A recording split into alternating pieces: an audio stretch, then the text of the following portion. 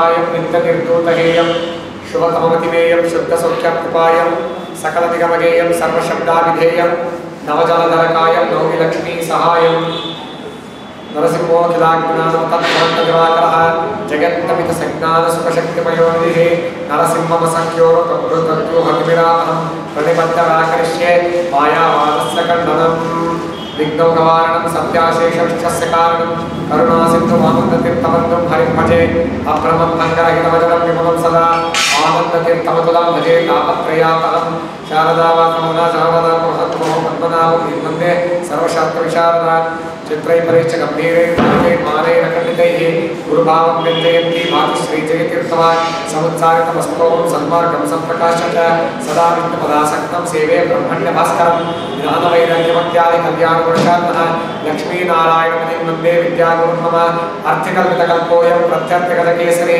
व्यासतीर्थगुरुर्भूया आत्मदिष्टान्तसिद्धये पदवाक्यप्रमाणं पदवाक्यप्रमाणज्ञान संप्रदायार्थकोविदान् व्यासतीर्थमुनिं सेवे दुर्वादिमणिपक्षिमान् व्यासराजेन्दुमाशासे चन्द्रिकायस्य सम्मदा दुर्वादिकोदाव्य अक्षरे भुवनत्रयं तपोविद्याव्यज्ञातगुणोगाकरणं पादिराजगुणं हरिराज्ञा भक्तानां सर्वोजा मानवेकावदिनवे पदनात्मकरवे जगीन्द्रकरवे नमः पूज्याय राघवेन्द्राय तत्कधर्मरताय च भजतां कल्पवृक्षाय नमतां कामधेनवे दुर्वादित्वन्तरमये वैष्णवेन्दीवरेन्दवे श्रीराघवेन्द्रगुरवे नमोऽत्यन्तदयालवे पृथ्वीमण्डलमध्यस्थाः पूर्णबोधमतानुगाः वैष्णवा विष्णुहृदयास्तान्नमस्ते गुरो नमः श्रीगुरुभ्यो नमः हरि ओम् ಶ್ರೀಮದಾಚಾರ್ಯರ ಅವತಾರ ವಿಶಿಷ್ಟವಾದದ್ದು ಜ್ಞಾನ ಸಂಪತ್ತನ್ನು ಜಿಜ್ಞಾಸುಗಳಿಗೆ ಕೊಡತಕ್ಕಂಥ ಒಂದು ವಿಶಿಷ್ಟ ರೂಪ ಶ್ರೀಮದಾಚಾರ್ಯರ ಮಧ್ಯ ರೂಪ. ಅದರಲ್ಲಿ ಸರ್ವಮೂಲ ಗ್ರಂಥಗಳನ್ನು ಶ್ರೀಮದಾಚಾರ್ಯರು ರಚನೆ ಮಾಡಿದರೆ ಟೀಕಾಕೃತ್ಪಾದರು ಶ್ರೀ ಜಯತೀರ್ಥ ಶ್ರೀಪಾದಗಳವರು ಟೀಕಾಕೃತ್ಪಾದರಂತೆ ಪ್ರಸಿದ್ಧ. ಅವರು ಸರ್ವಮೂಲ ಗ್ರಂಥಗಳ ಮೇಲೆ ಟೀಕಾ ಗ್ರಂಥಗಳನ್ನು ರಚನೆ ಮಾಡಿಕೊಟ್ಟರು. ಇದಾದ ನಂತರ ಮಧ್ಯ ಕಾಲಘಟ್ಟ ಒಂದು ಶ್ರೀಮದಾಚಾರ್ಯರ ಮೂಲ ಗ್ರಂಥಗಳು ಅತ್ಯಂತ ಸಂಕ್ಷಿಪ್ತವಾಗಿತ್ತು. ಅಂದರೆ ಮಾತಿನಲ್ಲಿ ತುಂಬ ಸಂಕ್ಷಿಪ್ತವಾಗಿ ಕಂಡಿರುವುದು ದೇವತೆಗಳಿಗೂ ಅರ್ಥವಾಗದೇ ಇರತಕ್ಕಂತಹ ನಿಗೂಢವಾದಂಥ ಅರ್ಥಗಳು ಅದರಲ್ಲಿತ್ತು. ಟೀಕಾಕೃತ್ಪಾದರನ್ನು ಅತ್ಯಂತ ವಿಸ್ತೃತವಾಗಿ ವ್ಯಾಖ್ಯಾನವನ್ನು ಮಾಡಿದರು ನ್ಯಾಯಸುಧಾದಿ ಗ್ರಂಥಗಳಲ್ಲಿ. ಅದಾದ ನಂತರ ಕಾಲದಲ್ಲಿ ಹಲವಾರು ಮತೀಯರು ಇತರ ಮತದವರು ಮಧ್ವ ಸಿದ್ಧಾಂತದ ಮೇಲೆ ಪ್ರಶ್ನೆಗಳನ್ನು ಎತ್ತಿದರು. ವಸ್ತುತಸ್ತು ಈ ಪ್ರಶ್ನೆಗಳಿಗೆಲ್ಲ ಉತ್ತರ ನ್ಯಾಯಸುಧಾದಿ ಗ್ರಂಥಗಳಲ್ಲಿ ಕೊಟ್ಟಿದ್ದಿರುವುದು ಮೂಲ ಗ್ರಂಥಕ್ಕೆ ಟೀಕಾರೂಪವಾಗಿ ಹೊರಟಿರತಕ್ಕಂಥ ಗ್ರಂಥವನ್ನು ಇತರ ಮತಾನುಯಾಯಿಗಳು ಅಷ್ಟಾಗಿ ಗಮನಿಸಲಿಲ್ಲ. ನರಸಿಂಹಾಶ್ರಮ ಮುನಿ ಎನ್ನುವುದು ಒಬ್ಬ ಬಿಟ್ಟರೆ ಮಿಕ್ಕಿದ್ದವರು ಯಾರೂ ಕೂಡ ಟೀಕಾಚಾರ್ಯರ ಗ್ರಂಥವನ್ನು ಅಷ್ಟು ವಾದ ವಿವಾದಕ್ಕೆ ತಗೊಂಡು ಅದರ ಮೇಲೆ ಉತ್ತರ ಕೊಡಲಿಕ್ಕೆ ಒಂದು ಪ್ರಯತ್ನವನ್ನು ಮಾಡಲೂ ಇಲ್ಲ, ಹೆಚ್ಚಾಗಿ ಅದನ್ನು ನೋಡಲಿಲ್ಲ. ಅನೇಕ ಪ್ರಶ್ನೆಗಳು ಉದ್ಭವವಾದಂತಹ ಒಂದು ಸಂದರ್ಭ. ಟೀಕಾಚಾರ್ಯರ ಮಾತುಗಳಲ್ಲಿರ್ತಕ್ಕಂಥ ಒಂದೊಂದು ಪದದ ಕೃತ್ಯವನ್ನೂ ಕೂಡ ತೋರಿಸಬೇಕಾದ ಒಂದು ವಿಶಿಷ್ಟವಾದ ದಾಯಿತ್ವ ಜವಾಬ್ದಾರಿ ಬಂತು. ಇದನ್ನು ತೋರಿಸುವವರು ಯಾರು? ಶ್ರೀಮದಾಚಾರ್ಯರ ಗ್ರಂಥಗಳ ನಿಗೂಢವಾದ ಅರ್ಥಗಳನ್ನು, ರಹಸ್ಯವಾದ ಅರ್ಥಗಳನ್ನು ಟೀಕಾಕೃತ್ಪಾದರು ತೋರಿಸಿದ್ದಾರೆ. ಟೀಕಾಕೃತ್ಪಾದರ ಒಂದೊಂದು ಅಕ್ಷರ ಪ್ರತ್ಯಕ್ಷರ ಪ್ರತಿಪದಂ ಅನೇಕಾಕೃತಿ ಗರ್ಭಿತ ಅಂತಾರೆ ರಾಯರು. ಒಂದೊಂದರಲ್ಲಿರ್ತಕ್ಕಂಥ ಅರ್ಥ ಗಾಂಭೀರ್ಯವನ್ನು ತೋರಿಸಬೇಕಾಗಿದೆ. ಶ್ರೀಮದ್ ರಾಯರೇ ರಾಘವೇಂದ್ರ ಸ್ವಾಮಿಗಳೇ ಮತ್ತೊಂದು ಮಾತು ಹೇಳ್ತಾರೆ, ಪದವಾಕ್ಯ ಪ್ರಮಾಣಜ್ಞಾನ್ ಸಂಪ್ರದಾಯಾರ್ಥ ಕೋವಿದಾನ್ ವ್ಯಾಸತೀರ್ಥ ಮುನೀನ್ ಸೇವೆ ದುರ್ವಾದಿಪಣಿ ಪಕ್ಷಿಪಾನ್ ಅಂತಾರೆ. ಪದವಾಕ್ಯ ಪ್ರಮಾಣ, ವ್ಯಾಕರಣಶಾಸ್ತ್ರ, ಮೀಮಾಂಸಾಶಾಸ್ತ್ರ, ತರ್ಕಶಾಸ್ತ್ರ, ವೇದಾಂತ, ವೇದಗಳು, ಸಕಲಾಗಮಗಳು ಇದೆಲ್ಲವನ್ನೂ ತಿಳಿದಂಥವರು ಸಂಪ್ರದಾಯಾರ್ಥ ಕೋವಿದಾನ್ ಪರಂಪರೆಯಿಂದ ಬಂದಿರತಕ್ಕಂಥ ಅರ್ಥವನ್ನು ಯಥಾವತ್ತಾಗಿ ತಿಳಿದಿರುವವರು ಪಂಡಿತರು ಯಾರು? ವ್ಯಾಸರಾಜರು, ವ್ಯಾಸತೀರ್ಥ ಮುನೀನ್ ಸೇವೆ ಅಂತ ಹೇಳ್ತಾರೆ. ರಾಘವೇಂದ್ರ ಸ್ವಾಮಿಗಳೇ ಹೇಳ್ತಕ್ಕಂಥ ಮಾತು. ದುರ್ವಾದಿ ಪಣಿ ಪಕ್ಷಿಪಾನ್, ದುರ್ವಾದಿಗಳಿಂದ ಅಸಂಖ್ಯಾತ ಸರ್ಪಗಳಂತದ್ದು ಇದ್ದವರಿಗೆ ಗರುಡರಂತೆ ಇದ್ದಾರೆ ವ್ಯಾಸರಾಜರು. ಒಂದೇ ಗರುಡ ಸಾಕು, ಅಸಂಖ್ಯಾತ ಸರ್ಪಗಳು ಓಡಿ ಹೋಗುತ್ತೆ. ಹಾಗಾಗಿ ಗರುಡರ ಸಾಮರ್ಥ್ಯದಂತೆ ಇದ್ದವರು ವ್ಯಾಸರಾಜರು ಅಂತ ರಾಘವೇಂದ್ರ ಸ್ವಾಮಿಗಳು ಎರಡು ಸ್ಪರ್ಧೆಗಳನ್ನು ಕೂಡ ಹೇಳ್ತಕ್ಕಂಥ ಮಾತು. ಟೀಕಾಗ್ರಂಥಾಂಗಿ ಗಾಂಭೀರ್ಯವಂತೂ ವ್ಯಾಸತೀರ್ಥಾದೇ ಕ್ಷಮಾಹ ಅಂತಾರೆ. ಟೀಕಾಚಾರ್ಯರ ಮಾತಿಗೆ ವ್ಯಾಖ್ಯಾನವನ್ನು ಮಾಡತಕ್ಕಂಥವ್ರು ವ್ಯಾಸರಾಜರು. ಶ್ರೀಮದಾಚಾರ್ಯರ ಗ್ರಂಥಗಳ ಮೇಲೆ, ಟೀಕಾ ಗ್ರಂಥಗಳ ಮೇಲೆ ಅಂತ ಹಲವಾರು ಮಾಡಿ ರಾಘವೇಂದ್ರ ಸ್ವಾಮಿಗಳೇ ಉಲ್ಲೇಖ ಮಾಡ್ತಾರೆ. ಅದಕ್ಕೆ ಒಂದು ಉದಾಹರಣೆಯನ್ನು ಇವತ್ತು ನಾನು ಈ ಉಪನ್ಯಾಸದಲ್ಲಿ ತಗೊಂಡಿದ್ದೀನಿ. ವ್ಯಾಸರಾಜರ ಗ್ರಂಥಗಳೆಲ್ಲವೂ ಉದ್ಗ್ರಂಥಗಳು, ಅದರಲ್ಲಿ ಯಾವ ಎರಡನೇ ಮಾತೇ ಇಲ್ಲ. ಎಲ್ಲ ಜ್ಞಾನಿಗಳ ಗ್ರಂಥಗಳು ಉದ್ಗ್ರಂಥಗಳೇ. ಆದರೂ ಕೆಲವು ಸುಲಭವಾಗಿ ಅರ್ಥವಾಗೋ ಥರ ಕಾಣುತ್ತೆ. ಆದರೆ ವ್ಯಾಸರಾಜರ ಗ್ರಂಥಗಳು ವ್ಯಾಸತ್ರಯ, ನ್ಯಾಯಾಮೃತ, ತಾತ್ಪರ್ಯ ಚಂದ್ರಿಕಾ, ತರ್ಕ ತಾಂಡವ, ಇದಲ್ಲದೆ 4 ಮಂದಾರ ಮಂಜರಿ ಗ್ರಂಥಗಳು, ತತ್ವ ವಿವೇಕ ಟೀಕಾ ಮಂದಾರ ಮಂಜರಿ, ಮಾಯಾವಾದ ಖಂಡನ ಟೀಕಾ ಮಂದಾರ ಮಂಜರಿ, ಪ್ರಪಂಚ ಮಿಥ್ಯಾತ್ವಾನುಮಾನ ಖಂಡನ ಟೀಕಾ ಮಂದಾರ ಮಂಜರಿ, ಉಪಾಧಿ ಖಂಡನ ಟೀಕಾ ಮಂದಾರ ಮಂಜರಿ. ಇದಲ್ಲದೆ ವೇದೋಜ್ಜೀವನ ಎಂಬ ವಿಶಿಷ್ಟ ಗ್ರಂಥ, ಪ್ರತ್ಯೇಕ ಪ್ರಕರಣ ಗ್ರಂಥ. ವೇದ ಸಂಜೀವಿನಿ ಅಂತ ಕೂಡ ಒಂದು ಗ್ರಂಥ ಇದೆ ಎಂದು ಉಲ್ಲೇಖ ಇದೆ. ಹೀಗಾಗಿ ಎಲ್ಲ ಗ್ರಂಥಗಳು ಒಂದೊಂದನ್ನು ತಗೊಂಡ್ರೂ ಕೂಡ ಈ ಗ್ರಂಥಗಳನ್ನು ಸಾಧಾರಣವಾಗಿ ಅಧ್ಯಯನ ಮಾಡೋದು ತುಂಬಾ ಅಸಾಧ್ಯವಾದ. ಅದಕ್ಕೆ ತರ್ಕಶಾಸ್ತ್ರದ ಜ್ಞಾನ, ವ್ಯಾಕರಣ, ಮೀಮಾಂಸಾದಿ ಜ್ಞಾನಗಳಿರಬೇಕು. ಎಷ್ಟು ಆಳವಾಗಿರ್ತಕ್ಕಂಥ ಪ್ರಮೇಯಗಳನ್ನು ಹೇಳ್ತಾರೆ ಎಂದರೆ, ವೇದಾಂತ ಶಾಸ್ತ್ರದಲ್ಲಿ ಅಡಗಿರತಕ್ಕಂಥ ರಹಸ್ಯಗಳನ್ನು ಎತ್ತಿ ತೋರಿಸುತ್ತಾರೆ. ವ್ಯಾಖ್ಯಾನ ಟಿಪ್ಪಣಿ ಗ್ರಂಥವಾದರೂ ಕೂಡ ಮೂಲವಾಗಿ ಪ್ರಾಚೀನ ಟಿಪ್ಪಣಿಕಾರರಲ್ಲಿ ಸೇರ್ತಕ್ಕಂಥವರು ವ್ಯಾಸರಾಜರು. ಯಾಕೆಂದರೆ ಟೀಕಾ ಕೃತ್ಪಾದರ ಗ್ರಂಥಗಳಿಗೆ ಅತ್ಯಂತ ಪ್ರಾಚೀನ ಟಿಪ್ಪಣಿಗಳಲ್ಲಿ ವ್ಯಾಸರಾಜರ ಮಂದಾರ ಮಂಜರಿ ಒಂದು ಅತ್ಯದ್ಭುತವಾಗಿರ್ತಕ್ಕಂಥ ಟಿಪ್ಪಣಿ ಗ್ರಂಥ. ಮಾಯಾವಾದ ಖಂಡನ ಅಂತಕ್ಕಂಥ ಶ್ರೀಮದಾಚಾರ್ಯರ ಗ್ರಂಥ, ದಶ ಪ್ರಕರಣಗಳಲ್ಲಿ ಒಂದು.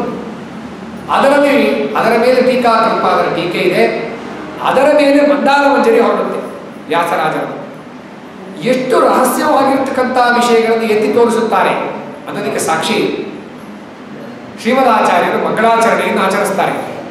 ಮಾಯಾವಾದ ಖಂಡನದಲ್ಲಿ ನರಸಿಂಹೋಖಿಲಾಜ್ಞಾನ ವತಧ್ವಂತ ದಿವಾಕರ ಜಯತ್ತಮಿತ ಸಜ್ಞಾನ ಸುಖಶಕ್ತಿ ಪಯೋನಿಧಿ.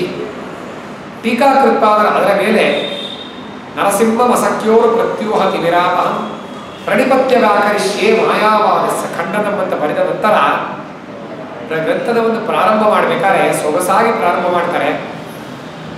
ಶ್ರೀಮದಾಚಾರ್ಯರ ಸಿದ್ಧಾಂತ ಯಾವುದಿದೆ, ತತ್ವವಾದ ಸಿದ್ಧಾಂತ, ಅದಷ್ಟೊಂದು ಸಂಕ್ಷಿಪ್ತವಾಗಿ ಒಂದು ವಾಕ್ಯದಲ್ಲಿ ಹೇಳ್ತಾರೆ ಟೀಕಾಕೃತ್ಪಾದರು. ಅದರ ಮೇಲೆ ಮಂದಾರ ಮಂಜರಿ ಹೊರಡುತ್ತೆ. ಏನಂತ ಇದೆ?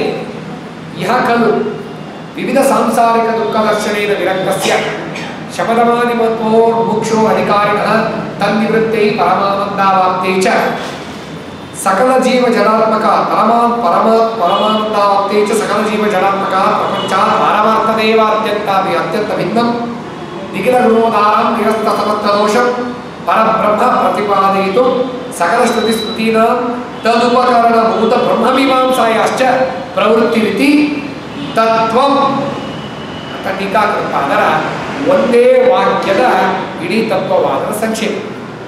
ಇದನ್ನು ನಾವು ನೇರವಾಗಿ ನೋಡಿದರೆ ಒಂದು ಸ್ವಲ್ಪ ಅರ್ಥವಾಗುತ್ತೆ ನಿಜ.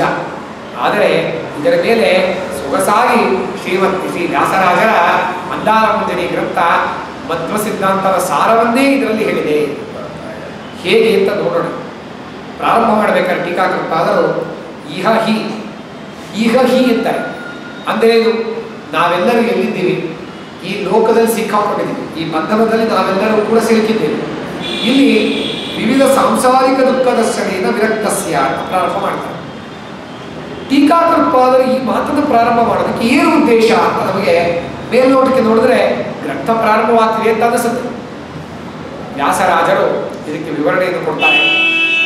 ಯಾವುದೇ ಗ್ರಂಥವನ್ನು ನಾವು ಅಧ್ಯಯನ ಮಾಡಬೇಕಾದ್ರೆ ಅಥವಾ ಯಾವುದೇ ಗ್ರಂಥ ಆರಂಭಣೀಯವಾಗಬೇಕಾದ್ರೆ, ಆರಂಭಣೀಯ ಅಂದ್ರೇನು?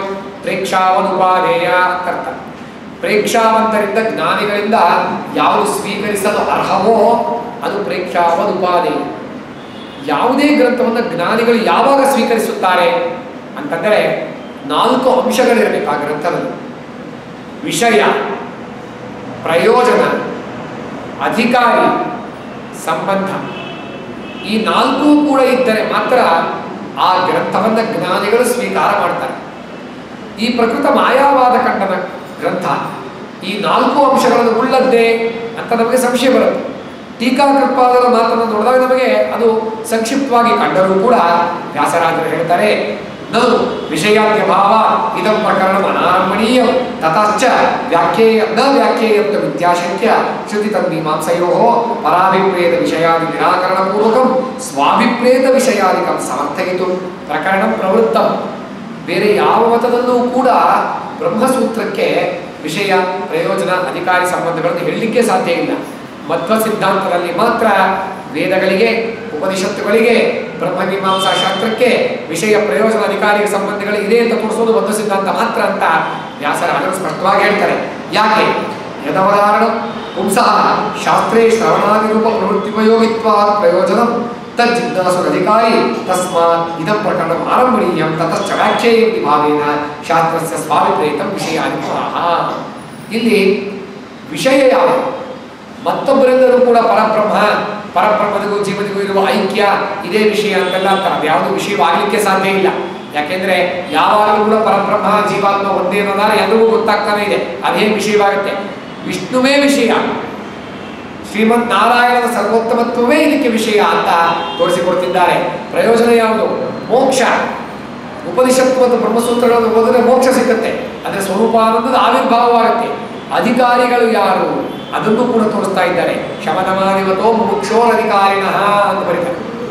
ಅದಕ್ಕೆ ಸೊಗಸಾದ ಸಾಲು ವಿವಿಧ ಸಾಂಸಾರಿಕ ದುಃಖ ದರ್ಶನೇನ ವಿರಕ್ತಸ್ಯ ಶಮನಮಾನಿವತೋ ಮುಕ್ಷೋರಧಿಕಾರಿಣಃ ಅಂತ ಬರೀತಾರೆ.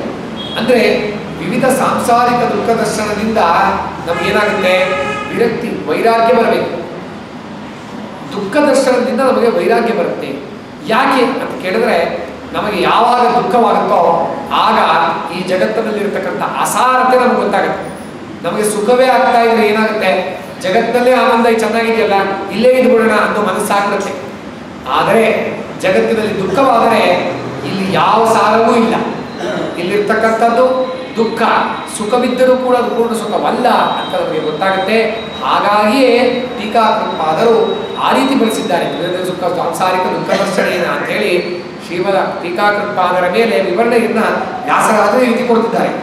ಇಲ್ಲಿ ಹೇಳ್ತಾರೆ, ಒಂದೊಂದು ಸಾಲಿನಲ್ಲಿಯೂ ಕೂಡ 4 ಅಧ್ಯಾಯಾತ್ಮಕವಾಗಿರ್ತಕ್ಕಂತಹ ಬ್ರಹ್ಮಸೂತ್ರಗಳ ಸಾರವನ್ನೇ ಹೇಳುತ್ತಿದ್ದಾರೆ. ಹೇಗೆ? ಬ್ರಹ್ಮಸೂತ್ರಗಳಲ್ಲಿ 4 ಅಧ್ಯಾಯಗಳಿವೆ. ಸಮನ್ವಯಾಧ್ಯಾಯ, ಅವಿರೋಧಾಧ್ಯಾಯ, ಸಾಧನಾಧ್ಯಾಯ ಮತ್ತು ಫಲಾಧ್ಯಾಯ. ಅವಿರೋಧಾಧ್ಯಾಯದಲ್ಲಿ ವಿಷ್ಣುವಿನಲ್ಲಿ ಸಕಲ ಗುಣಗಳಿವೆ ಅಂತ ತೋರಿಸ್ತಾರೆ. ಅದನ್ನೇ ಇಲ್ಲಿ ತೋರಿಸ್ತಾ ಇದ್ದಾರೆ. ನಿಖಿಲ ಗುಣೋದಾರಂ ನಿರಸ್ತ ಸಮಸ್ತ ದೋಷಂ. ನಿಖಿಲ ಗುಣೋದಾರಂ ಅಂದರೆ ಸಕಲ ಸದ್ಗುಣಗಳೂ ಭಗವಂತನಲ್ಲಿದೆ. ನಿರಸ್ತ ಸಮಸ್ತ ದೋಷಂ, ಯಾವ ದೋಷವೂ ಭಗವಂತನಲ್ಲಿಲ್ಲ. ನಾವು ಸಾಧನೆ ಮಾಡಬೇಕು ವೈರಾಗ್ಯಶೀಲರಾಗಿ. ಸಿಗ್ತಕ್ಕಂಥದ್ದು ಯಾವುದು? ಪರಮಾನಂದಾವಾಪ್ತೇಚ. ಪರಮಾನಂದ ಅಂದ್ರೇನು? ನಮ್ಮಲ್ಲಿರ್ತಕ್ಕಂಥ ಸ್ವರೂಪಭೂತವಾದ ಆನಂದ ಅಂತ ಹೇಳಿ ಸಮಗ್ರ ಬ್ರಹ್ಮಸೂತ್ರದ ಸಾರವೇ ಇಲ್ಲಿದೆ ಅನ್ನೋ ಒಂದು ರಹಸ್ಯ ಪ್ರಮೇಯವನ್ನ ವ್ಯಾಸರಾಜರು ನಮಗೆ ತೋರಿಸಿದ್ದಾರೆ. ನೋಡಿ ಎಂಥ ಒಂದು ಉಪಕಾರ ಮಾಡ್ತಾರೆ ನಮಗೆ ವ್ಯಾಸರಾಜರು, ಅನುಗ್ರಹ ಮಾಡ್ತಾರೆ ಅಂತಂದ್ರೆ, ಒಂದೊಂದು ಪಂಕ್ತಿಗಳಲ್ಲಿಯೂ ಕೂಡ ಬ್ರಹ್ಮಸೂತ್ರದ ಸಾರ ಏನಿದೆ ಅಂತ ತೋರಿಸಿಕೊಟ್ಟವರೇ ವ್ಯಾಸರಾಜರು. ಇಲ್ಲದೆ ಹೋಗಿದ್ರೆ ನಮ್ಮಂಥ ಮಂದಮತಿಗಳಿಗೆ ಹೇಗೆ ಗೊತ್ತಾಗುತ್ತೆ ಒಂದೊಂದು ಪಂಕ್ತಿಯಲ್ಲಿ ಬ್ರಹ್ಮಸೂತ್ರದ ಅರ್ಥ ಅಡಗಿದೆ ಅಂತ? ಹಾಗಾಗಿ ಅದನ್ನು ತೋರಿಸ್ತಾರೆ. ಅಷ್ಟೇ ಅಲ್ಲ, ಯಾರು ಅಧಿಕಾರಿಯಾಗುತ್ತಾನೆ, ಯಾರಿಗೆ ವೈರಾಗ್ಯ ಇದೆ, ಯಾವ ವಸ್ತು ನಿತ್ಯ ಯಾವ ವಸ್ತು ಅನಿತ್ಯ ಅಂತ ಗೊತ್ತಾಗಬೇಕು. ಅದರಿಂದ ವಿರಕ್ತವಾಗಬೇಕು. ಶಮ ದಮಾದಿಗಳು ಉಳ್ಳವನಾಗಬೇಕು. ಅದಕ್ಕೆ ವ್ಯಾಸರಾಜರು ಬರೀತಾರೆ, ಶಮೋವನ್ನಿಷ್ಠತಾ ಬುದ್ಧಿ ದಮ ಇಂದ್ರಿಯ ನಿಗ್ರಹ ಅಂತ ಗೀತೆಯಲ್ಲಿ ಭಗವಂತ ಏನು ಹೇಳ್ತಾನಲ್ಲ ಮಾತು, ಅದನ್ನು ಉದಾಹರಿಸ್ತಾರೆ. ಶಮ ದಮಾದಿಗಳು ಅಂದ್ರೇನು? ಭಗವಂತನಲ್ಲಿ ನಮ್ಮ ಮನಸ್ಸನ್ನು ಇಡುವುದೇ ಶಮ. ದಮ ಅಂದರೆ ನಮ್ಮ ಇಂದ್ರಿಯಗಳನ್ನು ನಿಗ್ರಹಿಸುವುದು. ಇದೆಲ್ಲವನ್ನು ಹೊಂದಿರುವವನೇ ಅಧಿಕಾರಿ ಅಂತ ಹೇಳಿದ್ದಾರೆ. ಪರೀಕ್ಷಲೋಕಾನ್ ಕರ್ಮಚಿತಾನ್ ಶಾಂತೋದಾಂತೋ ವರತಃ ಇತ್ಯಾದಿ ಶ್ರುತ್ಯ ವೈರಾಗ್ಯಸ್ಯ ಶಮದಮಾದಿಶ್ಚ ಅಧಿಕಾರಿ ವಿಶೇಷ ಪ್ರೋಕ್ತೇಗೆ ವಿರಕ್ತಸ್ಯ ಶಮದಮಾದಿಮತಃ ಇತಿ ಪದದ್ವಯೇನ ತದುಪಯೋಗಾನಾಂ. ವೈರಾಗ್ಯವೂ ಇರಬೇಕು, ಭಗವಂತನಲ್ಲಿ ಭಕ್ತಿಯೂ ಇರಬೇಕು. ಕೇವಲ ನಮಗೆ ಜಗತ್ತಲ್ಲಿ ಸಾರವಿಲ್ಲಪ್ಪ ಅಂತ ನಾವು ಬಿಟ್ಟು ಸುಮ್ಮನೆ ಬಂದು ಕೂತ್ಕೊಂಡ್ರಲ್ಲ, ಭಗವಂತನೇ ಸಕಲಗಳ ಪರಿಪೂರ್ಣ ಅಂತ ನಮಗೆ ಏನು ಸ್ಮರಣೆ ಇದೆಯೋ ಅದು ಜೊತೆಗೆ ಸೇರ್ಕೋಬೇಕು. ಇದು ಎರಡಕ್ಕೂ ಕೂಡ ಶ್ರುತಿವಾಕ್ಯಗಳನ್ನು ಉದಾಹರಿಸ್ತಾರೆ ವ್ಯಾಸರಾಜರು. ಅಂದರೆ ಪ್ರತಿಯೊಂದಕ್ಕೂ ಕೂಡ ಶ್ರೀಮದಾಚಾರ್ಯರು ಯಾವ ರೀತಿ ಪ್ರಮಾಣಗಳನ್ನು ಉಲ್ಲೇಖಿಸಿ ಅವರ ವಾದವನ್ನು ತೋರಿಸುತ್ತಾರೋ, ವ್ಯಾಸರಾಜರು ಕೂಡ ಅವರ ಶಿಷ್ಯರಾಗಿ ಅವರ ಮಾತುಗಳಿಗೆ ಶ್ರುತಿಗಳೇ ಪ್ರಮಾಣ ಅಂತೇಳಿ ಪರೀಕ್ಷಲೋಕ ಕಮಚಿತ ಶಾಂತೋದಾಂತೋಪರತಃ ಅಂತಕ್ಕಂಥ ವಾಕ್ಯಗಳನ್ನು ತೋರಿಸಿ ವೈರಾಗ್ಯ ಮತ್ತು ಇಲ್ಲಿರ್ತಕ್ಕಂಥ ಪದಗಳೆಲ್ಲವೂ ಅನಿತ್ಯ ಅನ್ನುವುದಕ್ಕೆ ವೇದಗಳೇ ಸಾಕ್ಷಿ ಅಂತ ತೋರಿಸುತ್ತಿದ್ದಾರೆ. ಒಂದೊಂದು ಪದಗಳನ್ನು ತಗೊಂಡಾಗಲೂ ಕೂಡ ವಿವಿಧ ಸಾಂಸಾರಿಕ ದುಃಖ ದರ್ಶನ ವಿವರಣೆ ಬರೀತಾರೆ. ಒಂದು ರೀತಿ ದುಃಖ ದರ್ಶನ ಬರೀಬೋದಾಗಿತ್ತಲ್ಲ, ಇಲ್ಲ, ವಿವಿಧ ಸಾಂಸಾರಿಕ ದುಃಖ ದರ್ಶನ. ಒಂದು ರೀತಿ ದುಃಖ ಬಂದರೆ ನಾವು ಉಪೇಕ್ಷೆ ಮಾಡ್ತೇವೆ, ಏನಂತ, ಇವತ್ತು ಬಂದಿದೆ ದುಃಖ, ಹೋಗುತ್ತೆ ಬಿಡಿ. ಚಾರ್ವಾಕರ ಮಾತ ಏನಂತ, ದುಃಖ ಬಂದಿದೆಯಾ ನಿವಾರಣೆ ಮಾಡ್ಕೊಳ್ಳೋಣ, ಇನ್ನೊಂದು ದುಃಖ ಬಂತ ನಿವಾರಣೆ ಮಾಡ್ಕೊಳ್ಳೋಣ. ಹೇಗೆ ಅಂದರೆ ಈ ಚಾರ್ವಾಕರು ಕೆಲವರು ವಾದ ಮಾಡ್ತಾರೆ, ಅಕ್ಕಿಯಲ್ಲಿ ಭತ್ತದ ಇದೆಲ್ಲ ಇರುತ್ತಲ್ಲ, ಕಣಗಳು ಹೊಟ್ಟದೆಲ್ಲ ಇರುತ್ತಲ್ಲ, ಹಾಗಂಬಿಟ್ಟು ಅನ್ನ ತಿನ್ನೋದು ಬಿಡ್ತೀವ ನಾವು. ಹೇಗೆ ಮರದಲ್ಲಿ ಆರಿಸ್ಕೊಂಡು ತಿಂತೀವೋ, ಲೋಕದಲ್ಲಿ ದುಃಖ ಬಂದ್ರೆ ಬರಲಿ, ಅದನ್ನೆಲ್ಲ ಸ್ವಲ್ಪ ದೂರೀಕರಿಸಿ ಈ ಲೋಕದಲ್ಲಿ ಚೆನ್ನಾಗಿರೋಣ ಅಂತ ವಾದಿಸಿದರೆ ವ್ಯಾಸರಾಜರು ಉತ್ತರ ತೋರಿಸ್ತಾರೆ. ವಿವಿಧ ಸಾಂಸಾರಿಕ ದುಃಖ ದರ್ಶನೇನ, ನಮಗೆ ಆಗ್ತಕ್ಕಂಥದ್ದು ಒಂದು ರೀತಿ ದುಃಖವಲ್ಲ, ವಿವಿಧ ಸಾಂಸಾರಿಕ ದುಃಖ. ಅನೇಕ ಒಂದೇ ಅಲ್ಲ, ಅನೇಕವೂ ಹೌದು, ವಿವಿಧವೂ ಹೌದು, ಸಂಖ್ಯಾಬಾಹುಲ್ಯವೂ ಇದೆ, ವಿಧಿಯ ವಿಧಾನದಲ್ಲೂ ಕೂಡ ಬೇರೆ ಬೇರೆ ರೂಪದಲ್ಲಿದೆ. ಹಾಗಾಗಿ ಇದರಲ್ಲಿ ಯಾವ ಸಾರವೂ ಇಲ್ಲ. ಸಂಸಾರದಲ್ಲಿ ಇರತಕ್ಕಂಥದ್ದೆಲ್ಲವೂ ಕೂಡ ಅನಿತ್ಯವಾಗಿರ್ತಕ್ಕಂಥದ್ದು. ಈ ದುಃಖ ದರ್ಶನೇನ ವಿರಕ್ತಸ್ಯ ಅಂತ ಬರೀತಾರೆ. ಇಲ್ಲಿ ಒಂದು ಅಪೂರ್ವವಾದ ಅಂಶವನ್ನ ವ್ಯಾಸರಾಜರ ಮಂದಾರ ಮಂಜರಿಯಲ್ಲಿ ನಾವು ನೋಡ್ಬೋದು. ಏನಂತ, ಇಂಥವನು ಯಾರು ಈ ವೈರಾಗ್ಯವುಳ್ಳವನಾಗಿರುತ್ತಾನೋ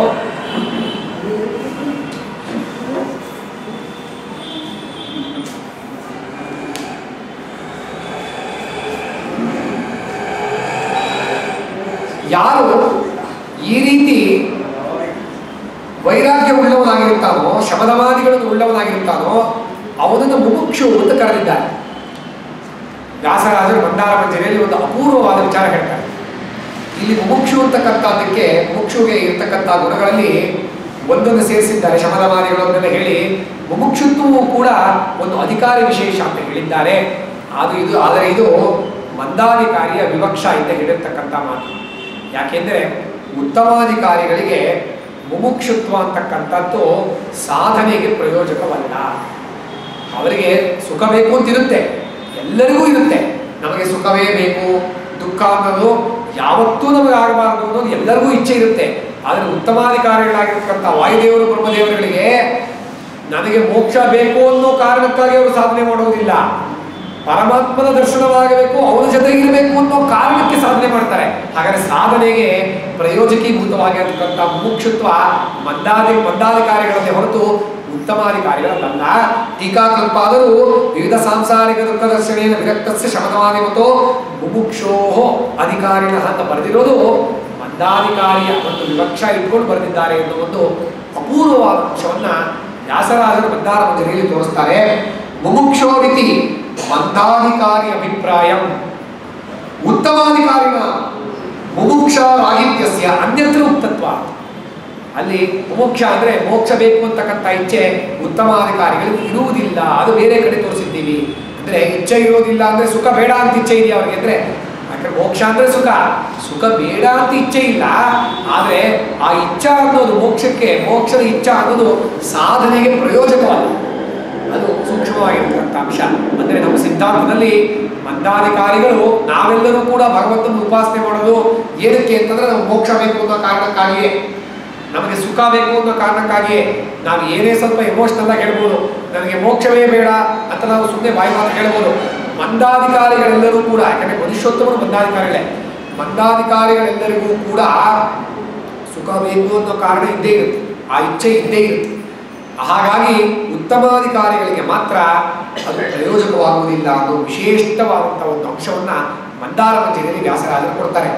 ಮಂದಾರ ಮಂಜರಿ ಗ್ರಂಥವನ್ನು ನಾವೇನಾದ್ರು ಇಟ್ಕೊಳ್ಳದೆ ಹೋಗಿದ್ದಿದ್ರೆ, ನೇರವಾಗಿ ಓದಿದ್ದಿದ್ರೆ ಎಲ್ಲ ಅಧಿಕಾರಿಗಳಿಗೂ ಕೂಡ ಮುಮುಕ್ಷುತ್ವ ಇರಲೇಬೇಕಲ್ವೇ, ಮೋಕ್ಷ ಇರಲೇಬೇಕಲ್ವೇ ಅಂತ ನಮಗೆ ಭ್ರಾಂತಿ ಬರ್ತಿತ್ತು. ಇಂಥ ಒಂದು ಸಿದ್ಧಾಂತದ ಸೂಕ್ಷ್ಮಾಂಶಗಳನ್ನ ಮಂದಾರ ಮಂಜರಿಯಲ್ಲಿ ಎದ್ದು ತೋರಿಸ್ತಾರೆ. ಅದಕ್ಕೆ ವಿಜಯೇಂದ್ರ ಸ್ವಾಮಿಗಳು ಒಂದು ಮಾತನ್ನು ಹೇಳ್ತಾರೆ ವ್ಯಾಸರಾಜ ಸ್ತೋತ್ರದಲ್ಲಿ, ಪಾಠಯಂತ ಮಧ್ವನಯಂ ಬೇಗ ಗಂಭೀರೆಯಾಗಿರ. ಹೇಗೆ ಪಾಠ ಮಾಡ್ತಾ ಇದ್ರು ವ್ಯಾಸರಾಜರು ಶ್ರೀಮದ್ ಆಚಾರ್ಯರ ಸಿದ್ಧಾಂತ ಗ್ರಂಥವನ್ನ ಅಂದ್ರೆ, ಮೋಡ ಗುಡುಗುತ್ತಲ್ಲ, ಸಿಡಿದು ಹೊಡೆದಂತಹ ನಾದ ಅಂದ್ರೇನು, ಕೇವಲ ಶಬ್ದ ಅಂತ ಅರ್ಥ ಅಲ್ಲ, ತಾತ್ಪರ್ಯ ಅಲ್ಲಿ ಒಂದೊಂದು ಆಶಯವನ್ನು ಕೂಡ ಹೀಗೆ ಶ್ರೀಮದಾಚಾರ್ಯರ ಟೀಕಾಕೃತ್ಪಾದ ರಾಶಿ ಅಂತ ತೋರಿಸುತ್ತಿದ್ದರು. ಪಾಠಯಂತ ಮಧ್ವದಯ ಬೇಗ ಗಂಭೀರೆಯಾಗಿರ, ಅಲ್ಲಿ ಸ್ವಲ್ಪ ಅನುಪ್ರಾಸ ಅಲಂಕಾರವೂ ಇದೆ. ಅಲ್ಲಿ ವಿಶಿಷ್ಟವಾಗಿರತಕ್ಕಂಥ ಈ ಮಹಾಪ್ರಾಣಾಕ್ಷರಗಳನ್ನು ಉಪಯೋಗಿಸ್ಕೊಂಡೇ ಬರೆದಿದ್ದಾರೆ. ಪಾಠಯಂತ ಮಧ್ವದಯ ಬೇಗ ಗಂಭೀರೆಯಾಗಿರ ಅಂತ. ಹಾಗಾಗಿ ಅಂಥ ಒಂದು ವಿಶಿಷ್ಟವಾದಂಥ ವ್ಯಾಖ್ಯಾನ ಮಂದಾರ ಮಂಜರಿ. ವೈರಾಗ್ಯಕ್ಕೆ ಹೇತು ವಿವಿಧ ಸಾಂಸಾರಿಕ ದುಃಖ ದರ್ಶನ. ಹೌದು, ಸಾಂಸಾರಿಕ ದುಃಖ ದರ್ಶನ ಅಂತ ಯಾಕೆ ಬರಿಬೇಕಾಗಿತ್ತು? ವಿವಿಧ ದುಃಖ ದರ್ಶನ ಬರಿಬೋದಾಗಿತ್ತಲ್ಲ ಅಂತ ಪ್ರಶ್ನೆ ಬರುತ್ತೆ. ವ್ಯಾಸರಾಜರು ಹೇಳ್ತಾರೆ, ದುಃಖ ದರ್ಶನ ಎಲ್ಲಾಗಬೇಕೋ ಆದರೆ ಅಲ್ಲಿ ವೈರಾಗ್ಯ ಬರುತ್ತೆ. ನೋಡಿ, ನಮ್ಮ ಮನೆಯಲ್ಲಿ ನನಗೆ ದುಃಖ ಆದರೆ ನಮ್ಮ ಮನೆ ಬಗ್ಗೆ ನನಗೆ ವೈರಾಗ್ಯ, ಪಕ್ಕದ ಮನೆ ಬಗ್ಗೆ ನನಗೆ ದುಃಖ ಆದರೆ ಪಕ್ಕದ ಮನೆ ಬಗ್ಗೆ ನನಗೆ ವೈರಾಗ್ಯ, ಹೊರತು ವ್ಯತ್ಯಾಸ ಆಗಲ್ಲ. ಹಾಗಾಗಿ ಈ ಸಂಸಾರದಲ್ಲಿ ನಮಗೆ ದುಃಖ ಆದರೆ ಈ ಸಂಸಾರದ ಬಗ್ಗೆ ನಮಗೆ ವೈರಾಗ್ಯ ಬರುತ್ತೆ. ಏನಂತ ವೈರಾಗ್ಯ? ಯಾವುದೂ ಸಾರವಿಲ್ಲ, ಇಲ್ಲಿ ಯಾವುದೂ ನಿತ್ಯವಲ್ಲ, ಪೂರ್ಣವಲ್ಲ. ಹಾಗಾಗಿ ಎಲ್ಲಿ ವೈರಾಗ್ಯ ಬರಬೇಕೋ ಅಲ್ಲೇ ದುಃಖ ದರ್ಶನವಾಗಬೇಕು ಎಂಬುದನ್ನು ತೋರಿಸೋದಕ್ಕೋಸ್ಕರನೇ ಟೀಕಾಕೃತ್ಪಾದರು ವಿವಿಧ ದುಃಖ ದರ್ಶನೇನ ಅಂತ ಬರೆದಿಲ್ಲ, ವಿವಿಧ ಸಾಂಸಾರಿಕ ದುಃಖ ದರ್ಶನೇನ ಅಂತ ಬರೆದಿದ್ದಾರೆ. ವೈರಾಗ್ಯ ಹೇತು ವಿವಿಧ ಸಾಂಸಾರಿಕ ದುಃಖ ದರ್ಶನೇ ರೀತಿ ಅನ್ಯತ್ರ ದುಃಖ ದರ್ಶನೇ ಸಂಸಾರೇ ನಿರುಕ್ತತ್ವ ವಿರಕ್ತತ್ವ ಅನುಪತ್ತೇ ಸಾಂಸಾರಿಕತ್ವೇನ ದುಃಖ ವಿಶೇಷಿತಂ ಅಂತ ಒಂದು ಅಪೂರ್ವವಾದಂತಹ ವ್ಯಾಖ್ಯಾನವನ್ನ ಮಾಡ್ತಿದ್ದಾರೆ. ಇನ್ನೊಂದು ಅಪೂರ್ವವಾದ ವ್ಯಾಖ್ಯಾನ ಮಾಡ್ತಾರೆ, ತುಂಬಾ ಸ್ವಾರಸ್ಯ. ವಿವಿಧ ಸಾಂಸಾರಿಕ ದುಃಖ ದರ್ಶನೇನ ವಿರಕ್ತಸ್ಯ ಅಂತ. ಸಾಂಸಾರಿಕ ಅಂತ ಯಾಕೆ ಬರೋದ್ರಿ? ಒಂದು ಉತ್ತರ ಹೇಳಿದ್ರು, ಸಂಸಾರದ ದುಃಖ ಆದರೆ ನಾವು ಸಂಸಾರವನ್ನು ಬಿಡೋದು, ಮೋಕ್ಷಕ್ಕೆ ಸಾಧ್ಯ ಮಾಡೋದು, ಇದು ಒಂದು ವಿವಕ್ಷೆ. ಇನ್ನೊಂದು, ಈ ತಮವ ಯೋಗ್ಯರು ಇರ್ತಾರಲ್ಲ, ಅವ್ರಿಗೆ ತಮಸ್ಸಾಗುತ್ತೆ, ಅಂದಲ್ಲಿ ತಮಸ್ಸಾಗುತ್ತೆ, ನಿತ್ಯ ನರಕ ಕೊಟ್ಟೋಗ್ತಾರೆ. ಅಲ್ಲಿ ಅವರಿಗೆ ಶಾಶ್ವತವಾಗಿ ದುಃಖ ಆಗ್ತಾನೇ ಇರುತ್ತೆ, ಅದು ನಿಲ್ಲಲ್ಲ. ಅದು ಕೂಡ ವಿವಿಧ ದುಃಖವೇ, ಅಲ್ಲಿಯೂ ಕೂಡ ಅವರಿಗೆ ವಿವಿಧ ದುಃಖ ದರ್ಶನ ಆಗ್ತಿರುತ್ತೆ. ಆದರೆ ತಮೋಯೋಗ್ಯರು ಯಾರು ಹೋಗಿರ್ತಾರಲ್ಲ ಅವ್ರಿಗೆ ವೈರಾಗ್ಯ ಬರಲ್ಲ. ತಮಸ್ಸಿನಲ್ಲಿ ಅವ್ರಿಗೆ ಹೊಡೀತಾ ಇದ್ರು ಕೂಡ, ಶಿಕ್ಷೆ ಕೊಡ್ತಾ ಇದ್ರು ಕೂಡ, ವಿವಿಧ ದುಃಖ ದರ್ಶನವಾಗ್ತಿದ್ರು ಕೂಡ ವೈರಾಗ್ಯ ಬರೋಲ್ಲ. ಹಾಗಾದ್ರೆ ವೈರಾಗ್ಯ ಬರಬೇಕಾದ್ರೆ ವಿವಿಧ ದುಃಖ ದರ್ಶನ ಅಷ್ಟೇ ಅಲ್ಲ, ವಿವಿಧ ಸಾಂಸಾರಿಕ ದುಃಖ ದರ್ಶನ. ಸಾಂಸಾರಿಕ ಅಂತ ಕೊಡದೆ ಹೋದ್ರೆ ವಿವಿಧ ದುಃಖ ದರ್ಶನ ಅಂತ ಕೊಟ್ರೆ ತಮಸ್ನಲ್ಲಿ ಆಗ್ತಕ್ಕಂಥ ದುಃಖ ಏನಿದೆ ಹಾಗಾದ್ರೆ ಅವ್ರಿಗೂ ವೈರಾಗ್ಯ ಬರುತ್ತಾ ಅಂತ ಪ್ರಶ್ನೆ ಬಂದ್ಬಿಡುತ್ತೆ. ಅದಕ್ಕೆ ಉತ್ತರ ರೂಪವಾಗಿ ಸಾಂಸಾರಿಕ ಅಂತ ಇಲ್ಲಿ ಒಂದು ವಿಶೇಷಣವನ್ನು ಕೊಟ್ಟಿದ್ದಾರೆ ಅಂತ ಎರಡು ಅಪೂರ್ವವಾದಂತಹ ವ್ಯಾಖ್ಯಾನವನ್ನು ಮಾಡ್ತಾರೆ. ತಮೋಯೋಗ್ಯರು ನೋಡಿ, ಅವ್ರು ತಮಸ್ಸಿಗೆ ಹೋಗಿ ಶಿಕ್ಷೆ ಕೊಡ್ತಿರ್ತಾರೆ ಪರಮಾತ್ಮ. ಯಾಕೆ? ಅವ್ರು ಮಾಡೋ ತಪ್ಪಿಗೆನೆ, ಆದರೂ ಅವರು ವೈರಾಗ್ಯ ಬರಲ್ಲ. ಅಲ್ಲಿಯೂ ಕೂಡ ಅವರಿಗೆ ವಿಷ್ಣು ದ್ವೇಷಾದಿಗಳಿರುತ್ತೆ. ಅವರು ಅಲ್ಲಿಯೂ ಅದು ಮಾಡ್ತಾನೆ ಇರ್ತಾರೆ, ದೇವರಿಗೆ ಅಲ್ಲೂ ಬೈತಿರ್ತಾರೆ. ಹಾಗಾಗಿ ಆ ಶಿಕ್ಷೆ ಮುಂದುವರಿಯುತ್ತೆ. ಭಗವಂತನಿಗೆ ಕಾರುಣ್ಯಕ್ಕೇನು ಕೊರತೆ ಇಲ್ಲ, ಕರುಣಾ ಸಮುದ್ರ. ಮನಸ್ಸು ಮಾಡಿದರೆ ಅಲ್ಲಿಂದ ಈ ತಕ್ಷಣವೇ ಪಾರ ಮಾಡಬಹುದು. ಆದರೆ ಆ ರೀತಿ ಪಾರಾಗುವ ಯೋಗ್ಯತೆ ಅವ್ರಿಗೆ ಇಲ್ಲ. ಅವ್ರಿಗೆ ಹಿಂದೆ ಇದ್ದಾಗ ಭಗವಂತ ಅದನ್ನು ಮೀರಿ ಪಾರ ಮಾಡಿದರೆ ಅವ್ರಿಗೆ ವೈಷಮ್ಯ ಬರುತ್ತೆ. ಯಾಕೆಂದ್ರೆ ಅವ್ರನ್ನೂ ಪಾರ ಮಾಡ್ತೀಯ, ನಮ್ಮನ್ನೂ ಪಾರ ಮಾಡ್ತೀಯ, ಹಾಗಾಗಿ ನಮ್ಮವರು ಒಂದೇ ನಾನು ಕೆಲಸ ಯಾಕೆ ಮಾಡಬಾರ್ದು. ಹಾಗಾಗಿ ವೈಷಮ್ಯ ಬರದೇ ತರಹ ತನ್ನ ಕಾರುಣ್ಯವನ್ನು ಉಳಿಸ್ಕೊಳ್ಳುವಂತಹ ಅವರಲ್ಲಿ ಶಿಕ್ಷೆ ನಡೆಯುತ್ತೆ. ಇಷ್ಟು ಅಂಶಗಳನ್ನ ವ್ಯಾಸರಾಜರು ವಿಶಿಷ್ಟವಾಗಿ ವ್ಯಾಖ್ಯಾನ ಮಾಡ್ತಾರೆ. ಸರಿ, ಸುಖಮಿಶ್ರೇ ಸಂಸಾರೇ ಕಿಂಚಿತ್ ದುಃಖ ದರ್ಶನ ಮಾತ್ರೇಣ ವೈರಾಗ್ಯ ಅಯೋಗ ವಿವಿಧತ್ವೇನ ದುಃಖ ವಿಶೇಷಿತ. ವಿವಿಧ ಅಂತ ಯಾಕೆ ಬರೀತಾರೆ ಅದಕ್ಕಿಂತ ಹೇಳಿದೆ, ಸ್ವಲ್ಪ ದುಃಖ ಆದರೆ ನಮಗೆ ವೈರಾಗ್ಯ ಬರಲ್ಲ, ಅದಕ್ಕೋಸ್ಕರ ವಿವಿಧ ಅಂತ ಬರೆದಿದ್ದಾರೆ.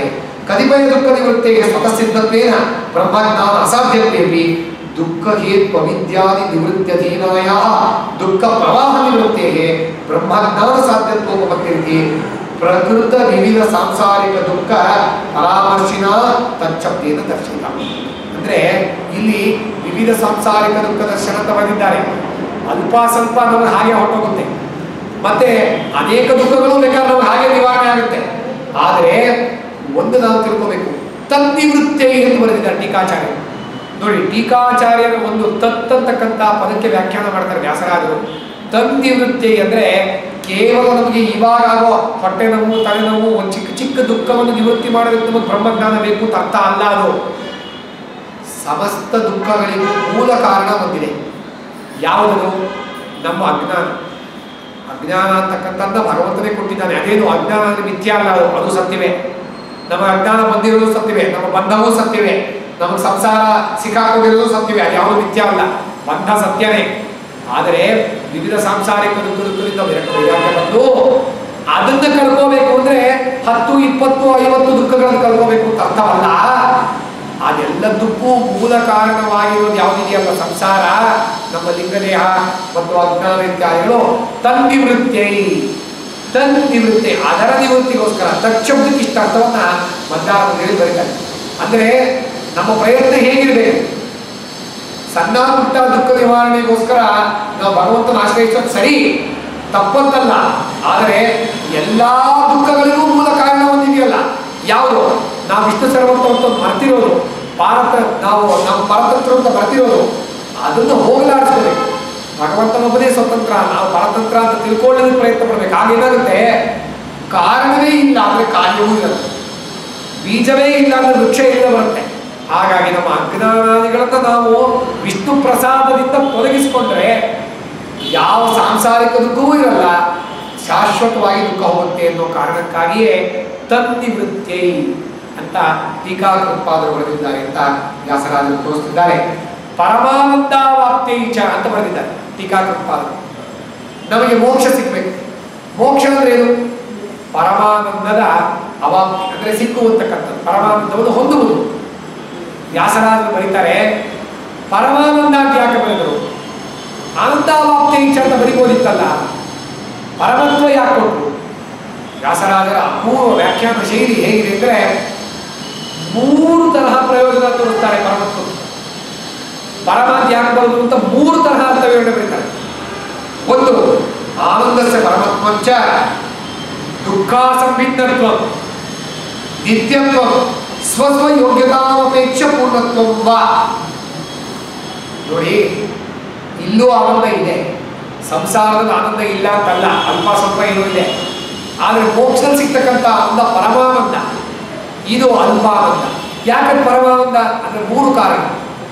ಒಂದು, ಇಲ್ಲಿರೋ ಆನಂದ ದುಃಖ ಸಂಭಿನ್ನ ಆನಂದ, ಮೋಕ್ಷದಲ್ಲಿರುವ ಆನಂದ. ವ್ಯಾಸರಾಜರೇ ಮತ್ತೆ ಮಾತನ್ನು ಹೇಳ್ತಾ ಇದ್ದಾರೆ, ದುಃಖ ಸಂಭಿನ್ನವಾದ ಆನಂದ ಅಂದ್ರೇನು?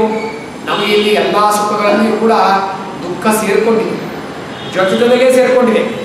ನಮಗೇನೋ ಒಂದು ಆಹಾರವನ್ನು ತಿಂದಾಗ ಒಳ್ಳೆ ಭೋಜನ ಚೆನ್ನಾಗಿ ಮಾಡಿದಾಗ ಸುಖ ಆಗುತ್ತೆ ಅಂತ ಅನ್ಸಿದ್ರು ತುಂಬಾ ಜಾಸ್ತಿ ಮಾಡಿದಾಗ ಆಗೋ ಸುಖದ ಜೊತೆಗೆ ಒಂದು 2-3 ಅವರ್ ಆದ್ಮೇಲೆ ದುಃಖ ಆಗುತ್ತೆ ಅಂತ ನಮಗೆ ಗೊತ್ತಿದೆ. ಯಾವುದೇ ಸುಖದ ಹಿಂದೆ ದುಃಖ ನಮಗೆ ಸಂಸಾರದಲ್ಲಿ ಕಟ್ಟಿಟ್ಟ ಬುದ್ಧಿ. ಆದರೆ ಮೋಕ್ಷದಲ್ಲಿ ದುಃಖ ಸಂಭಿನ್ನವಾದ ಆನಂದವಲ್ಲ, ದುಃಖ ಸಂಭಿನ್ನ, ದೀರ್ಘ ಆಗುತ್ತೆ, ದುಃಖ ಸಂಭಿನ್ನವಾದ ಆನಂದ ಅಂತ ತೋರಿಸೋದಕ್ಕೋಸ್ಕರ ಪರಮಾನಂದ ಅಂತ ಟೀಕಾಕೃತ್ಪಾದರು ಬಳಸಿದ್ದಾರೆ ಅಂತ ಮಂದಾರ ಮಂಜರಿಯಲ್ಲಿ ವಿಶಿಷ್ಟವಾದ ವ್ಯಾಖ್ಯಾನ. ಮತ್ತೊಂದು ವಿಶಿಷ್ಟವಾದ ವ್ಯಾಖ್ಯಾನ, ಇಲ್ಲಿರೋ ಸುಖ ಇದೆಯಲ್ಲ ಇದೆಲ್ಲ ಅನಿತ್ಯ. ಅಂದ್ರೆ 1 ಗಂಟೆ 2 ಗಂಟೆ 3 ಗಂಟೆ ಇರುವಂತ ಹೊರಟೋಗುತ್ತೆ ದುಃಖ ಸುಖ. ಆದರೆ ಮೋಕ್ಷದಲ್ಲಿರ್ತಕ್ಕಂಥ ಸುಖ ನಿತ್ಯ ಸುಖ. ಇದನ್ನ ತೋರಿಸೋದಕ್ಕೋಸ್ಕರವೇ ಪರಮಾನಂದ ಪದವನ್ನು ಬಳಸಿದ್ದಾರೆ ಅಂತ 2ನೇ ರೀತಿ ವ್ಯಾಖ್ಯಾನವನ್ನು ಮಾಡ್ತಾರೆ. ಅಷ್ಟೇ ಅಲ್ಲ, ಇಲ್ಲಿರೋ ಸುಖ ಎಂತದ್ದು? ವಿಷಯಜನ್ಯ ಸುಖ. ಅಂದ್ರೇನು? ಹಣ್ಣು ತಿಂತೀವಿ, ಹಣ್ಣು ತಿಂದಾಗ ನಮಗೆ ಸುಖವಾಗುತ್ತೆ. ಆ ಸುಖ ಯಾವುದರಿಂದ ಬಂತು? ಹೊರಗಡೆ ಬಾಹ್ಯ ಪದಾರ್ಥ, ವಿಷಯ ಪದಾರ್ಥವಾಗಿರೋ ಹಣ್ಣಿನಿಂದ ಬಂತು, ವಿಷಯಜನ್ಯ. ಆದರೆ ವಿಷಯಜನ್ಯವಾದ್ರೆ ಏನಾಗುತ್ತೆ? ಆ ವಿಷಯ ಪದಾರ್ಥ ಇರೋರು ಮಾತ್ರ ಇರುತ್ತೆ. ಆ ವಿಷಯ ಪದಾರ್ಥದ ಪರಿಮಾಣ ಎಷ್ಟಿರುತ್ತೋ ಅಷ್ಟೇ ಇರುತ್ತೆ, ಅದು ತಿನ್ನೋದು ಎಷ್ಟೊತ್ತೋ ಅಷ್ಟೊತ್ತೇ ಇರುತ್ತೆ. ಅದಕ್ಕೊಂದು ಪರಿಮಿತಿ ಇದೆ. ಆದರೆ ಮೋಕ್ಷದಲ್ಲಿ ಆಗ್ತಕ್ಕಂಥ ಆನಂದ ಏನು ಅಂತ ಹೇಳ್ತಾರೆ ವ್ಯಾಸರಾಜರು? ಸ್ವರೂಪಾನಂದ ಆವಿರ್ಭಾವ. ಅದಕ್ಕೆ ಬರೀತಾರೆ, ಇರುತ್ತಾ ಸ್ವಸ್ವ ಯೋಗ್ಯತಾಪೇಕ್ಷ ಪೂರ್ಣತ್ವ. ನಮ್ಮ ಯೋಗ್ಯತೆಯನ್ನು ಅಪೇಕ್ಷಿಸಿಕೊಂಡು ಪೂರ್ಣವಾದ ಸುಖವಾಗುತ್ತೆ. ಈಗ ವಿವರಣೆ ಕೊಡ್ತೀನಿ. ಅಂದರೆ ನಮಗೆ ಮೋಕ್ಷದಲ್ಲಿ ಆಗ್ತಕ್ಕಂಥ ಸುಖ ಸ್ವರೂಪಾನಂದ. ಅದನ್ನೇ ವ್ಯಾಸರಾಜರು ಮತ್ತೊಂದು ಶ್ಲೋಕದಲ್ಲಿ ಮಧ್ವ ಸಿದ್ಧಾಂತವನ್ನ ಸಂಗ್ರಹ ಮಾಡಿಕೊಟ್ಟಿರತಕ್ಕಂತಹ ನವರತ್ನ ಶ್ಲೋಕ, ನವರತ್ನ ಮಾಲಿಕಾ ಶ್ಲೋಕ ಏನಿದೆ ಅದರಲ್ಲಿ ಮುಕ್ತಿ ನೈಜ ಸುಖಾನುಭೂತಿ ಅಂತ. ಮುಕ್ತಿ ಅಂದ್ರೇನು? ಬರೀ ಸುಖಾನುಭೂತಿ ಅಲ್ಲ, ನೈಜ ಸುಖಾನುಭೂತಿ. ನೈಜ ಅಂದ್ರೆ ನಮ್ಮದೇ ಆದ ಸ್ವರೂಪದಲ್ಲೇ ಇರುವ ಸುಖದ ಆವಿರ್ಭಾವ. ಹಾಗಾದಾಗ ಏನಾಗುತ್ತೆ ಗೊತ್ತಾ? ನಾವು ಯಾವ ಪದಾರ್ಥವನ್ನು ಅವಲಂಬಿಸ್ಕೊಂಡಿಲ್ಲ, ನಮ್ಮ ಸುಖವೇ ಅಭಿವ್ಯಕ್ತವಾಗುತ್ತೆ. ಅದನ್ನ ತೋರಿಸೋದಕ್ಕೆ ಇಲ್ಲಿ ಪರಮಾನಂದ ಬರೆದಿದ್ದಾರೆ. ಸರಿ, ಅದು ಅಪೂರ್ಣವಾಗೋದಿಲ್ವೇ? ಯಾಕೆ ಅಂದ್ರೆ ನೋಡಿ, ನಾನು ಮನುಷ್ಯ, ನನಗೊಂದು ಸ್ವಲ್ಪ ಆನಂದ. ಮೇಲಿರೋರು ಯಾರು? ಚಕ್ರವರ್ತಿಗಳು, ಅವ್ರಿಗಿಂತ ಹೆಚ್ಚು ಆನಂದ. ಅವ್ರ ಮೇಲಿರೋರು ಯಾರು? ದೇವ ಋಷಿ ಪಿತೃದೇವತೆಗಳು, ಅವ್ರಿಗಿಂತ ಹೆಚ್ಚು. ಅವ್ರ ಮೇಲೆ ಋಷಿಗಳು, ಅವ್ರ ಮೇಲೆ ದೇವತೆಗಳು ಅಂತ ತತ್ವ ಸಂಖ್ಯಾನದಲ್ಲಿ ಹೇಳಿದ್ದಾರೆ ಶಿವರಾಚಾರ್ಯರು. ಹಾಗಾದರೆ ನಮಗೆ ಮೋಕ್ಷದಲ್ಲಿ ಹೋದಾಗ ಸ್ವಲ್ಪ ಕಮ್ಮಿ ಆನಂದವಾಗುತ್ತೆ, ಅವ್ರಿಗೆಲ್ಲ ಹೆಚ್ಚೆಚ್ಚಾಗುತ್ತೆ, ಹೇಗೆ ಪೂರ್ಣ ಇದು ಅಂತ ಪ್ರಶ್ನೆ ಕೇಳಿದರೆ, ಇಂಥ ಪ್ರಶ್ನೆಗಳಿಗೆ ಉತ್ತರ ವ್ಯಾಸರಾಜರ ಗ್ರಂಥಗಳನ್ನು ನಾವು ನೋಡಬೇಕು. ಏನಂತಾರೆ? ಸ್ವಸ್ವ ಯೋಗ್ಯತಾಪೇಕ್ಷೆ ಪೂರ್ಣತ್ವ, ಬರೀ ಪೂರ್ಣತ್ವ ಅಲ್ಲ, ನಮ್ಮ ಯೋಗ್ಯತೆಯನ್ನು ಅನುಸರಿಸಿ. ಅಂದ್ರೆ ಏನು ಅರ್ಥ ಆಗುತ್ತೆ ನೋಡಿ. ಊಟ ಮಾಡಬೇಕಾದ್ರೆ ಒಂದು ಸಾಮಾನ್ಯವಾದ ದೃಷ್ಟಾಂತ, 10 ಅಲೆಯನ್ನು ಬಡಿಸಿರ್ಬೋದು. ನಾನು ತುಂಬಾ ಕಮ್ಮಿ ತಿಂತೀನಿ ಊಟವನ್ನು, ಅದನ್ನು ನೋಡಿದ್ರೆ ಗೊತ್ತಾಗುತ್ತೆ. ಮತ್ತೊಬ್ಬರು ನನಗಿಂತ ಜಾಸ್ತಿ ತಿನ್ಬೋದು. ಇಬ್ಬರು ಕೂಡ ಪಕ್ಕಪಕ್ಕದಲ್ಲಿ ಕೂತಿದ್ದಾಗ ಅವರಿಗೆ ಜಾಸ್ತಿ ಬಡಿಸಿದ್ರು ಅವ್ರು ಜಾಸ್ತಿ ತಿಂದ್ರು. ಆದ್ರೆ ಒಂದು, ನನಗೆ ಎಷ್ಟು ತೃಪ್ತಿಯಾಗುತ್ತೋ ಅಷ್ಟನ್ನ ನಾನು ತಿಂದು ಮುಗಿಸ್ದೆ. ಅದರಿಂದ ನನಗೆ ಆಗಬೇಕಾದ ಸುಖಪೂರ್ಣವಾಗಾಯಿತು. ನಾನು ಎಂದೆಂದೂ ಕೂಡ ಪಕ್ಕದವರು ಹೆಚ್ಚು ತಿಂದರು ಅಂತ ತಿನ್ನುವ ಪ್ರಯತ್ನವನ್ನು ಮಾಡುವುದಿಲ್ಲ. ಅದು ನನಗೆ ಗೊತ್ತು, ನನಗೆ ಅನಿಷ್ಟವಾಗುತ್ತೆ ಅಂತ. ಆದ ಕಾರಣಕ್ಕಾಗಿಯೇ ನನಗೆ ಎಷ್ಟು ಪೂರ್ಣವಾಗಬೇಕೋ ಅಷ್ಟು ಆನಂದ ಪೂರ್ಣವಾಗಿ ಬಿಟ್ಟರೆ ನಾನು ಮತ್ತೊಬ್ಬರ ಹೆಚ್ಚು ಆನಂದವನ್ನು ನೋಡಿ ಅಸೂಯೆ ಪಡುವುದಿಲ್ಲ. ಇದಕ್ಕೆ ನಮ್ಮ ಈ ಭೌತಿಕ ಒಂದು ಲೌಕಿಕ ಅರ್ಥವೇ ಸಾಕ್ಷಿ. ಮತ್ತೊಂದು ದೃಷ್ಟಾಂತ ಕೊಡೋದಾದ್ರೆ ಸ್ವಾಮಿಗಳು ಹೇಳ್ತಿದ್ರು, ನೋಡಪ್ಪ, ಒಂದು ಲೋಟ ಇದೆಯಂತೆ, ಮತ್ತೊಂದು ಹಂಡೆ ಇದೆಯಂತೆ. ಲೋಟಕ್ಕೆ ನೀರನ್ನು ತುಂಬಿ, ಲೋಟದ ಪೂರ್ತಿ ನೀರು ತುಂಬುತ್ತೆ. ಈಗ ಲೋಟ ಪೂರ್ಣವಾಗಿದೆಯೋ ಆಗಿಲ್ವೋ? ಪೂರ್ಣ ಕುಂಭ ಅಂತ ಹೇಳ್ತೀವಲ್ಲ, ಪೂರ್ಣ ಕುಂಭ ಸ್ವಾಗತ ಮಾಡ್ತೀವಿ. ಕುಂಭ ಅಂದ್ರೆ ಆ ಕಲಶ. ನಾ ಚಿಕ್ಕ ಕಲಶ ತಂದಪ್ಪ ನಮ್ಮ ಮನೆಯಿಂದ, ಒಂದು ಚಿಕ್ಕ ಬೆಳ್ಳಿಗೆ. ಅದಕ್ಕೆ ಪೂರ್ಣ ನೀರು ತುಂಬಿಸಿದ್ರೆ ಪೂರ್ಣ ಕುಂಭ ಆಯ್ತೋ ಇಲ್ವೋ? ಆಯ್ತು. ಆದರೆ ಮತ್ತೊಬ್ರು ಒಂದು ದೊಡ್ಡ ಕೊಡ ತರ್ತಾರೆ ಬೆಳ್ಳಿದು, ಅದಕ್ಕೆ ಇದೇ ನೀರನ್ನು ಹಾಕಿದ್ರೆ ಆ ಕೊಡಕ್ಕೆ ಅದು ಪೂರ್ಣವಲ್ಲ, ಈ ಕೊಡಕ್ಕೆ ಮಾತ್ರ ಅದು ಪೂರ್ಣ. ಹಾಗಾಗಿ ನಮ್ಮದು ಒಂದು ಚಿಕ್ಕ ಕೊಡದ ಗಾತ್ರ. ಬ್ರಹ್ಮದೇವರು ದೊಡ್ಡ ಕಟಾಹ, ಲಕ್ಷ್ಮೀದೇವಿಯವರು ಕೇಳೋಂಗಿಲ್ಲ, ಅವರಿದ್ದುವುದು ಪರಮಾತ್ಮನಂತ. ಹಾಗಾಗಿ ಒಬ್ಬೊಬ್ಬರ ಅಪೇಕ್ಷೆ ಸ್ವರೂಪ ಏನಿರುತ್ತೆ ಅದಕ್ಕೆ ಆಗಬೇಕಾದಂಥ ಆನಂದ ಪೂರ್ಣವಾದರೆ ಅದು ಪೂರ್ಣ ಅಂತ ಹೊರತು ಅನಂತ ಅನ್ನೋ ಅರ್ಥ ಇಟ್ಕೊಳ್ಬೇಕಾದ ಅವಶ್ಯಕತೆ ಇಲ್ಲ. ಸ್ವಸ್ವ ಯೋಗ್ಯತಾಪೇಕ್ಷೆ ಪೂರ್ಣತ್ವ ಮತ್ತು ಇಷ್ಟು ಸ್ವಾರಸ್ಯವಾದಂತಹ ಅಂಶಗಳನ್ನ ವ್ಯಾಸರಾಜರು ಮಂದಾರ ಮಂಜರಿಯಲ್ಲಿ ಒಂದೇ ಪದಗಳ ಸಾಲಿನಿಂದ ತೋರಿಸ್ತಾರೆ. ಪರಮಾನಂದ ಅವಾಪ್ತಿ ಬರೆದಿದ್ದಾರೆ. ಪರಮಾನಂದವನ್ನು ಹೊಂದುವುದು ಅಂತ, ಪಡೆಯುವುದು ಅಂತ ಬರಲಿಲ್ಲ. ಯಾಕೆ? ಪಡೆಯುವುದು ಅಂದ್ರೆ ಹೊಂದುವುದು ಬರೆದಿದ್ದಾರೆ, ತಗೊಂಡ್ಬರೋದು ಬರೆದಿಲ್ಲ. ಯಾಕೆಂದ್ರೆ ಮುಕ್ತಿ ಎನ್ನುವುದು, ಮೋಕ್ಷ ಅಂತಕ್ಕಂಥದ್ದು ಆಗಂತುಕ ಲಾಭವಲ್ಲ. ತತ್ವಸಂಖ್ಯಾನ ಟೀಕಾ, ತತ್ವವೇಕ ಟೀಕಾಲು ಕೂಡ ಇದೇ ಮಾತನ್ನ ಟೀಕಾಕೃತ್ಪಾದರು ಹೇಳ್ತಾರೆ. ನ ಆಗಂತುಕೋ ಲಾಭ, ಹೊಸದಾಗಿ ನಮಗೆ ಸಿಕ್ಕೋದಲ್ಲ, ಮೈಸೂರು ಬೆಂಗಳೂರು ಹೋಗೋ ತರ ಅಲ್ಲ. ಹೋಗ್ಬೋದು ನಾವು ವೈಕುಂಠ ಶ್ವೇತ ದ್ವೀಪಾನಂದಾಸನಗಳಿಗೆ. ಆದ್ರೆ ಆನಂದ ಅನ್ನೋದು ಏನು ಬರುತ್ತೆ ಅದು ನಮ್ಮ ಸ್ವರೂಪದಲ್ಲೇ ಇರೋದು ಅಭಿವ್ಯಕ್ತವಾಗುತ್ತೆ ಹೊರತು ಹೊಸದಾಗಿ ಯಾವ ತಂದು ಕೊಡುವುದಲ್ಲ. ಭಗವಂತನ ಅನುಗ್ರಹದಿಂದ ಅಜ್ಞಾನ ಕಳೆದು ಅದು ಆವಿರ್ಭೂತವಾಗುತ್ತೆ. ಅವಾಪ್ತಿಶ್ಚ ಸ್ವರೂಪಾನಂದಸ್ಯ ಆವರಣ ನಿವೃತ್ತಿ ಲಕ್ಷಣ ಪ್ರಾದುರ್ಭಾವ. ಆವರಣ ಏನಿದೆ ಅಜ್ಞಾನ ಭಗವಂತನ ಇಚ್ಛೆಯಿಂದ ಸರಿಯುತ್ತೆ, ನಾಶವಾಗುತ್ತೆ, ಆನಂದ ಅಭಿವ್ಯಕ್ತವಾಗುತ್ತೆ. ತದನೀನ ಅಹಂ ಸುಖಿ ಇತ್ಯನುಭವ ಅಂತ ಬರೀತಾರೆ. ಹಾಗಾಗಿ ಮೋಕ್ಷದಲ್ಲಿ ನಮ್ಗೆ ಆಗ್ತಕ್ಕಂಥ ಅನುಭವ ಏನಿದೆಯಲ್ಲ, ನಾನು ಸುಖಿ ಅಂತ, ಇದೇ ಪರಮಾನಂದದ ಅವಾಪ್ತಿ ಅಂತ ಬರೀತಾರೆ. ಆಮೇಲೆ ತನ್ನಿವೃತ್ತಿ ಪರಮಾನಂದವಾಪ್ತಿ ಚಂದ ಬರೆದಿದ್ದಾರೆ. ಇದ್ರ ಮೇಲೆ ಮತ್ತೊಂದು ಸಂಶಯ ಬರಬಹುದು. ಏನಂತ? ಇಲ್ಲ, ನಮಗೆ ಆನಂದ ಸ್ವಲ್ಪವಾಗುತ್ತೆ, ಪ್ರಭುದೇವರಿಗೆ ಹೆಚ್ಚಾಗುತ್ತೆ. ಹಾಗಾದ್ರೆ ನಮಗೆ ಸ್ವಲ್ಪ ಆಗೋದಂತೂ ನಿಜ ಅಂತಂದಾದ್ರೆ ದುಃಖವೂ ಸ್ವಲ್ಪ ಇರಲೇಬೇಕಲ್ಲ. ಯಾಕಂದ್ರೆ ಹೆಚ್ಚು ಕಮ್ಮಿ ಆನಂದ ಆದ್ಮೇಲೆ ದುಃಖವೂ ಸ್ವಲ್ಪ ಇರಬೇಕಲ್ಲ. ಅಂದ್ರೆ ಏನೇನೂ ಇಲ್ಲ. ಸೂರ್ಯ ಪ್ರಕಾಶ ಇದೆ, ದೀಪದ ಪ್ರಕಾಶ ಇದೆ. ಸೂರ್ಯ ಪ್ರಕಾಶಕ್ಕೆ ಹೋಲಿಸಿದ್ರೆ ದೀಪದ ಪ್ರಕಾಶ ಕಮ್ಮಿ. ಹಾಗಾಗ್ಬಿಟ್ಟು ಅದ್ರಲ್ಲಿ ಸ್ವಲ್ಪ ಕತ್ಲೆ ಇರ್ಬೋದಲ್ವಾ ಅಂತ ಕೇಳಿದ್ರೆ ಹೇಗೆ ಸಾಧ್ಯ? ದೀಪದ ಪ್ರಕಾಶ ಸೂರ್ಯ ಪ್ರಕಾಶಕ್ಕಿಂತ ಕಮ್ಮಿ ಇದ್ದಿರುವುದು ಅಲ್ಲಿ ತಮಸ್ಸಿಗೆ ಅವಕಾಶ ಹೇಗಿಲ್ಲವೋ, ಮೋಕ್ಷದಲ್ಲಿ ನಮಗೆ ಆನಂದ ಬ್ರಹ್ಮದೇವರ ಅಪೇಕ್ಷೆಯಿಂದ ಕಮ್ಮಿ ಇದ್ದರೂ ಕೂಡ, ನಮ್ಮ ಉತ್ತಮಕ್ಕಿಂತ ಕಮ್ಮಿ ಇದ್ದರೂ ಕೂಡ ದುಃಖ ಒಂದು ಲೇಷವೂ ಇಲ್ಲ. ಹೌದು. ಹಾಗಾಗಿ ನಮ್ಮ ಆನಂದ ಮಾತ್ರ ಇರುತ್ತೆ, ದುಃಖವಿರುವುದಿಲ್ಲ. ಆನಂದದಲ್ಲಿ ತಾರತಮ್ಯವಿದ್ದರೂ ದುಃಖ ಭಾವ ಅನ್ನೋದು ಎಲ್ಲರಿಗೂ ಕೂಡ ಮೋಕ್ಷರಿಗೆ ಇದ್ದೇ ಇರುತ್ತೆ. ಎಷ್ಟು ವಿಶಿಷ್ಟವಾದ ಅಂಶಗಳು! ಇಂತಹ ಸೂಕ್ಷ್ಮಾಂಶಗಳನ್ನ ವ್ಯಾಸರಾಜರು ನಮಗೆ ಮಂದಾರ ಮಂಜರಿಯಲ್ಲಿ ತಿಳಿಸ್ಕೊಡ್ತಾರೆ. ಸರಿ, ಇದಾದ ನಂತರ ಸಕಲ ಜೀವ ಜಡಾತ್ಮಕಾತ್ ಪ್ರಪಂಚಾತ್ ಪಾರಮಾರ್ಥತೆಯೇವ ಅತ್ಯಂತ ಭಿನ್ನ ಬಂದಿದ್ದಾರೆ ಭಗವಂತ ಟೀಕಾಕರ್ತಾರೆ. ಒಂದೊಂದು ದಳಕ್ಕೂ ವ್ಯಾಸರಾಜರು ತೋರಿಸ್ತಾರೆ. ಈಗ ಸಕಲ ಜೀವ ಜಡಾತ್ಮಕ ಪ್ರಪಂಚಾತ್ ಪಾರಮಾರ್ಥತೆಯೇವ ಅತ್ಯಂತ ಭಿನ್ನ ಅಂತ ಬರೆದಿದ್ದಾರೆ. ಇಲ್ಲಿ ಜೀವ ಜಡ ಎಲ್ಲದಕ್ಕಿಂತಲೂ ಭಿನ್ನ ಅಂತ ಯಾಕೆ ಬರೆದಿದ್ದಾರೆ ಅಂತಂದರೆ, ನೋಡಿ, ಜಡಕ್ಕಿಂತ ಭಿನ್ನ ಪರಮಾತ್ಮ ಅಂತಷ್ಟೇ ಅಲ್ಲ, ಜೀವಿಗಳಿಗಿಂತಲೂ ಭಿನ್ನ, ಜಡಗಳಿಗಿಂತಲೂ ಭಿನ್ನ. ಈ ಜೀವ ಜಡ ಎರಡೂ ಇದೆಯಲ್ಲ, ಇದು ಎರಡು ಒಂದು ಗುಂಪು ಬರುತ್ತೆ. ಯಾವುದೋ ಗುಂಪು? ಪರತಂತ್ರ ಎಂಬ ಗುಂಪು. ಪರಮಾತ್ಮ ಯಾವ ಗುಂಪು ಬರ್ತಾನೆ? ಸ್ವತಂತ್ರ ಎಂಬ ವಿಭಾಗ ಬರ್ತದೆ. ಸಕಲ ಜೀವ ಜಡಾತ್ಮಕ ಪ್ರಪಂಚ ಇದೆಲ್ಲ ಒಂದು ಕಡೆ, ಎಲ್ಲ ಒಂದು ಕಡೆ ಪರತಂತ್ರ ತತ್ವವಾದರೆ ಒಂದೇ ತತ್ವ ಸ್ವತಂತ್ರ ತತ್ವ ಆ ಕಡೆ ಇರ್ತಾನೆ.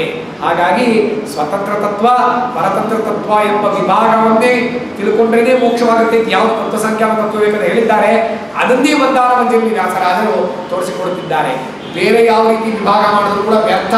ಗಂಗಾ ವಾಮಕ ಪರಿಗಣನ ಒಂದು ತತ್ವ ಸಂಖ್ಯಾನ ಅಪಾರ್ಥಕಂ ಸ್ಯಾತಿದ್ದಾರೆ. ವಾ ವಾ ವಾ ಚೇತನ ಚೇತನ ನಾಮ ರೂಪ ಇದೆಲ್ಲ ಯಾತ್ಮಿಕ ವಿಭಾಗ, ಇದೆಲ್ಲವೂ ಕೂಡ ವ್ಯರ್ಥ ಅಂತ ಹೇಳಿ ತೋರಿಸುತ್ತಿದ್ದಾರೆ. ಜೀವ ಜಡಾತ್ಮಕಾದಿತ್ಯತ್ರ ಜೀವತ್ವಂ ಯದ ಜೀವೇಶಯೋರ್ ವಿಧಾಚೈವ ಇತ್ಯಾದಾನಿವ ಅಸ್ವತಂತ್ರ ಚೇತನತ್ವಂ ವ್ಯಕ್ಷ್ಯತೆ ತದಾ ಚೇತನ ಪ್ರಕೃತಿರಪಿ ಜೀವ ಶಬ್ದೇನ ಉಚ್ಯತೆ. ಇಲ್ಲಿ ಜೀವ ಜಡಾತ್ಮಕ ಅಂತ ಬರೆದಿರೋದ್ರಲ್ಲಿ ಲಕ್ಷ್ಮೀದೇವಿಯನ್ನು ಇಟ್ಕೋಬೇಕು. ಯಾಕೆಂದ್ರೆ ಜೀವರು ಅಂದ್ರೆ ನಾವು ಹೌದು, ಆದರೂ ಕೂಡ ಜೀವೇಶಯೋರ್ ವಿಧಾಚೈವ ಅಂತ ಮಾತಿದೆ. ಅಲ್ಲಿ ಜೀವ ಅನ್ನೋ ಪದವನ್ನ ಅಸ್ವತಂತ್ರ ಚೇತನ ಅಂತ ಅರ್ಥ ಮಾಡಿದ್ದಾರೆ. ಅಂದ್ರೆ ಲಕ್ಷ್ಮೀದೇವಿಯನ್ನು ಕೂಡ ಸೇರಿಸಿಕೊಂಡು ಅಸ್ವತಂತ್ರ ಚೇತನ ಪರವಾಗಿ ವ್ಯಾಖ್ಯಾನ ಮಾಡಿದಾರಲ್ಲ, ಹಾಗೆ ಇಲ್ಲೂ ಕೂಡ ಜೀವ ಜಡಾತ್ಮಕದಿಂದ ಭಿನ್ನನಾಗಿದ್ದಾನೆ ಪರಮಾತ್ಮ. ಅಂದ್ರೆ ಹಾಗ ಲಕ್ಷ್ಮಿಗಿಂತ ಭಿನ್ನನಾಗಿದ್ರೆ ಅಂತ ಪ್ರಶ್ನೆ ಕೇಳಿದ್ರೆ ಲಕ್ಷ್ಮಿಯಿಂದಲೂ ಭಿನ್ನನಾಗಿದ್ದಾನೆ. ಜೀವ ಶಬ್ದೇನ ಅದನ್ನೂ ತೋರಿಸ್ತಾ ಇದ್ದಾರೆ.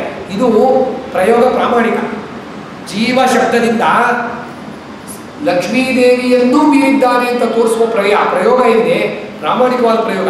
ಅದಕ್ಕೆ ಜೀವೇಶ್ವರಚೈವ ಅನ್ನೋದನ್ನ ಉದಾಹರಿಸಿ ಮಂದಾರಮಂಜರಿಯಲ್ಲಿ ತೋರಿಸ್ತಿದ್ದಾರೆ. ಇಲ್ಲೇ ನಾವು ಸಂದೇಹ ಬರ್ತಿತ್ತು.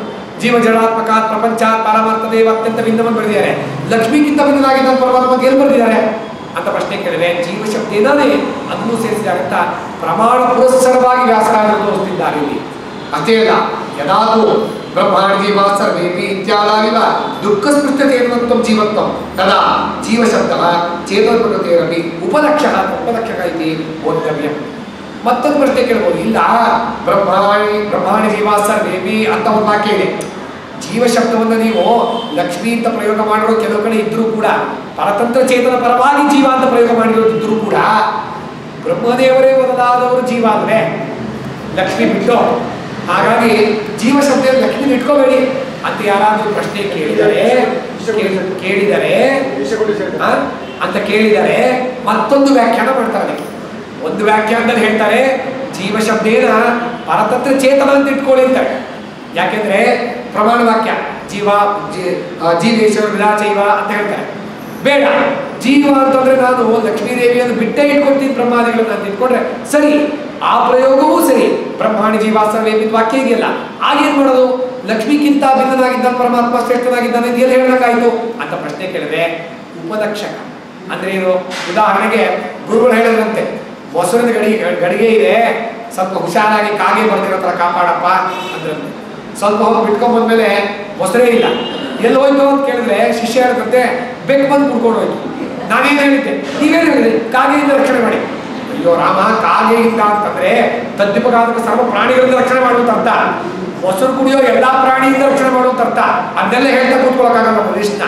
ಅದೇ ತರಹನೇ ಇಲ್ಲಿ ಜೀವ ಅಂತ ಹೇಳಿದ್ರೆ ನೀವು ಬರೀ ಜೀವನನ್ನು ಇಟ್ಕೋಬೇಡಿ, ಎಲ್ಲಾ ಅಸ್ವತಂತ್ರವನ್ನು ಇಟ್ಕೊಳ್ಳಿ, ಅಸ್ವತಂತ್ರ ಚೇತನವೆಲ್ಲವನ್ನೂ ಇಟ್ಕೊಳ್ಳಿ, ಲಕ್ಷ್ಮೀದೇವಿಯನ್ನು ಕೂಡ ಇಟ್ಕೊಳ್ಳಿ, ಪ್ರಕೃತಿಯ ಇಟ್ಕೊಳ್ಳಿ ಅಂತ ಹೇಳಿ ಆ ವ್ಯಾಖ್ಯಾನವನ್ನು ಮಾಡಬಹುದು. ಜೀವ ಶಬ್ದಕ್ಕೆ ಈ ರೀತಿಯನ್ನು ವ್ಯಾಖ್ಯಾನ ಮಾಡಬಹುದು ಅಂತ ವಿಶಿಷ್ಟವಾದ ಎರಡು ವ್ಯಾಖ್ಯಾನವನ್ನ ಮಂದಾರ ಮಂಜರಿಯಲ್ಲಿ ವ್ಯಾಸರಾಜರು ತೋರಿಸ್ತಾರೆ. ಅಷ್ಟೇ ಅಲ್ಲ, ಮತ್ತೊಂದು ವಿಷಯ. ಸರಿ, ಸಕಲ ಜೀವ ಜಡಾತ್ಮಕವಾಗಿರ್ತಕ್ಕಂಥ ಪ್ರಪಂಚದಿಂದ ಪರಮಾತ್ಮನು ಆಯ್ತಾ ಭಿನ್ನನಾಗಿದ್ದಾನೆ ಅಂತ ಬರೀರಿ. ಅದೇನದು? ಪಾರಮಾರ್ಥತಃ ಇವ ಅತ್ಯಂತ ಭಿನ್ನ. ಇದ್ಯಾಕೆ ಬೇಕು? ಪಾರಮಾರ್ಥಿಕವಾಗಿಯೇ ಭಗವಂತನ ಅತ್ಯಂತ ಭಿನ್ನ, ಇದ್ಯಾಕೆ ಬರೀತೀರ? ಭಿನ್ನ ಬೇಕಾದ್ರೆ ಅತ್ಯಂತ ಭಿನ್ನ ಅಂತ ಬರೀರಿ. ಪಾರಮಾರ್ಥತಃ ಇವ ಅತ್ಯಂತ ಭಿನ್ನ ಅಂತ ಯಾಕೆ ಬರೀಬೇಕಾಗಿತ್ತು ಟೀಕಾಕೃತ್ಪಾದರು? ಇಲ್ಲೊಂದು ವಿಷಯವನ್ನು ತೋರಿಸ್ತಾರೆ. ನಮ್ಮ ಮಧ್ವಶಾಸ್ತ್ರದ ವೈಶಿಷ್ಟ್ಯವೇ. ಮಾಯಾವಾದದಲ್ಲಿ, ಬೇರೆ ಸಿದ್ಧಾಂತಗಳಲ್ಲಿ, ಬೌದ್ಧಾದಿ ಸಿದ್ಧಾಂತಗಳಲ್ಲಿ ಅಥವಾ ಮಾಯಾವಾದದಲ್ಲಿ ಪ್ರಮುಖವಾಗಿ ನೋಡಿ, ನಾವು ಮತ್ತು ಪರಮಾತ್ಮ ಭಿನ್ನರ ಅಂತ ಕೇಳಿದ್ರೆ ಕೆಲವು ಸಾರಿ ಏನಿರ್ತಾರೆ, ಹೌದು ನಾವು ಭಿನ್ನೆ, ಪರಮಾತ್ಮ ಜೀವಾತ್ಮ ಭಿನ್ನೆ, ಒಪ್ಕೊಂಡ್ಬಿಟ್ರ ಅಂತ ಕೇಳಿದ್ರೆ ಹಂಗಲ್ಲ, ವ್ಯಾವಹಾರಿಕವಾಗಿ ಭಿನ್ನರು, ಪಾರಮಾರ್ಥಿಕವಾಗಿ ನಾವೆಲ್ಲ ಬಂದ ಅಂತ ಹಾಗೂ ಮಾತಾಡ್ತಾರೆ ಕೆಲವು ಸಾರಿ. ಹಾಗಾದ್ರೆ ಪರಮಾತ್ಮನಿಗೂ ಜೀವನಿಗೂ ಭೇದವಿದೆಯೇ? ಇದೆ. ಇದೇ ತಪ್ಕೊಂಡ್ರ ವ್ಯಾವಹಾರಿಕವಾಗಿದೆ ಅಂತ ಹೇಳ್ತಾರೆ. ಹಾಗಾಗಿದ್ರೆ ನಾವು ಅಗರ ದ್ವೈತ ಮತ ಮತ್ತು ಅದ್ವೈತ ಮತ ಒಂದೇ ಅಂತ ಪ್ರಶ್ನೆ ಬಂದ್ಬಿಡುತ್ತೆ. ಇಲ್ಲ ನೋಡಿ, ಅವರು ವ್ಯಾವಹಾರಿಕವಾಗಿ ಜೀವನಿಗೂ ಪರಮಾತ್ಮನಿಗೂ ಭೇದವನ್ನು ಒಪ್ಪಿದರೂ ಪಾರಮಾರ್ಥಿಕವಾಗಿ ಜೀವನಿಗೂ ಪರಮಾತ್ಮನಿಗೂ ಭೇದವನ್ನು ಒಪ್ಪುವುದಿಲ್ಲ. ನಮ್ಮ ಮತದಲ್ಲಿ ಪಾರಮಾರ್ಥಿಕವಾಗಿಯೇ ಅಂದರೆ ಸತ್ಯವಾಗಿಯೂ ಪರಮಾತ್ಮನಿಗೂ ಜೀವನಿಗೂ ಭೇದವಿದೆ. ಹಾಗಾಗಿಯೇ ಟೀಕಾಕೃತ್ಪಾದರು ಪಾರಮಾರ್ಥತೆಯೇವ ಅತ್ಯಂತ ಭಿನ್ನವನ್ನು ಬರೆದಿದ್ದಾರೆ. ಈ ಪಾರಮಾರ್ಥತ ಅಂತ ಬಿಟ್ಟುಬಿಟ್ಟಿದ್ದಿದ್ರೆ ಏನಾಗ್ತಿತ್ತು ಅಂದ್ರೆ, ಮಾಯಾವಾದಿಗಳಿಂದ ಓದಿ ಏನವರೇನು ಬೇರೆ ಬರೆದಿಲ್ಲ, ನಮ್ಮದನ್ನೇ ಬರೆದಿದ್ದಾರೆ, ನಾವು ವ್ಯಾವಹಾರಿಕವಾಗಿ ಭಿನ್ನ ಅಂತ ಹೇಳ್ಕೊಡ್ತೀವಿ, ಇವರು ಅದನ್ನೇ ಬರೆದಿರಬೇಕು ಅಂತ ಅನ್ಕೊಂಡ್ಬಿಡ್ತೀವಿ. ಹಾಗಾಗಿ ಪಾರಮಾರ್ಥತಃ ಅಂತ ಆ ಮತವನ್ನು ವ್ಯಾವರ್ತನೆ ಮಾಡೋದಕ್ಕೆ ಬರೆದಿದ್ದಾರೆ ಎಂಬುದನ್ನು ಸತ್ಯವನ್ನ ಟೀಕಾಕೃತ್ಪಾದರ ಮನಸ್ಸಿನಲ್ಲಿರ್ತಕ್ಕಂಥ ಆರ್ದ್ರವನ್ನು ನಮಗೆ ವ್ಯಾಸರಾದರು ತಿಳಿಸ್ಕೊಡ್ತಾ ಇದ್ದಾರೆ ಮಂದಾರ ಮಂಜರಿ. ಅಷ್ಟೇ ಅಲ್ಲ, ಪಾರಮಾರ್ಥತಃ ಆಯ್ತಾ, ಅತ್ಯಂತ ಭಿನ್ನವನ್ನು ಬರೆದಿದ್ದಾರೆ ಟೀಕಾಕೃತ್ಪಾದ. ಜೀವ ಮತ್ತು ಜಗತ್ತಿದೆಯಲ್ಲ, ಇದು ಪರಮಾತ್ಮನಿಂದ ಅತ್ಯಂತ ಭಿನ್ನ. ಹೀಗಾಗಿ ಬರೀಬೇಕಿತ್ತು, ಭಿನ್ನ ಅಂತ ಬರೀದು. ಅದೇನು ಅತ್ಯಂತ ಭಿನ್ನ ಅಂತ ಬರೀದು. ಭಿನ್ನ ಅಂತ ಅರ್ಥ ಅಲ್ವೇ ಅಂತ ಕೇಳಿದ್ರೆ ಹಾಗಲ್ಲ.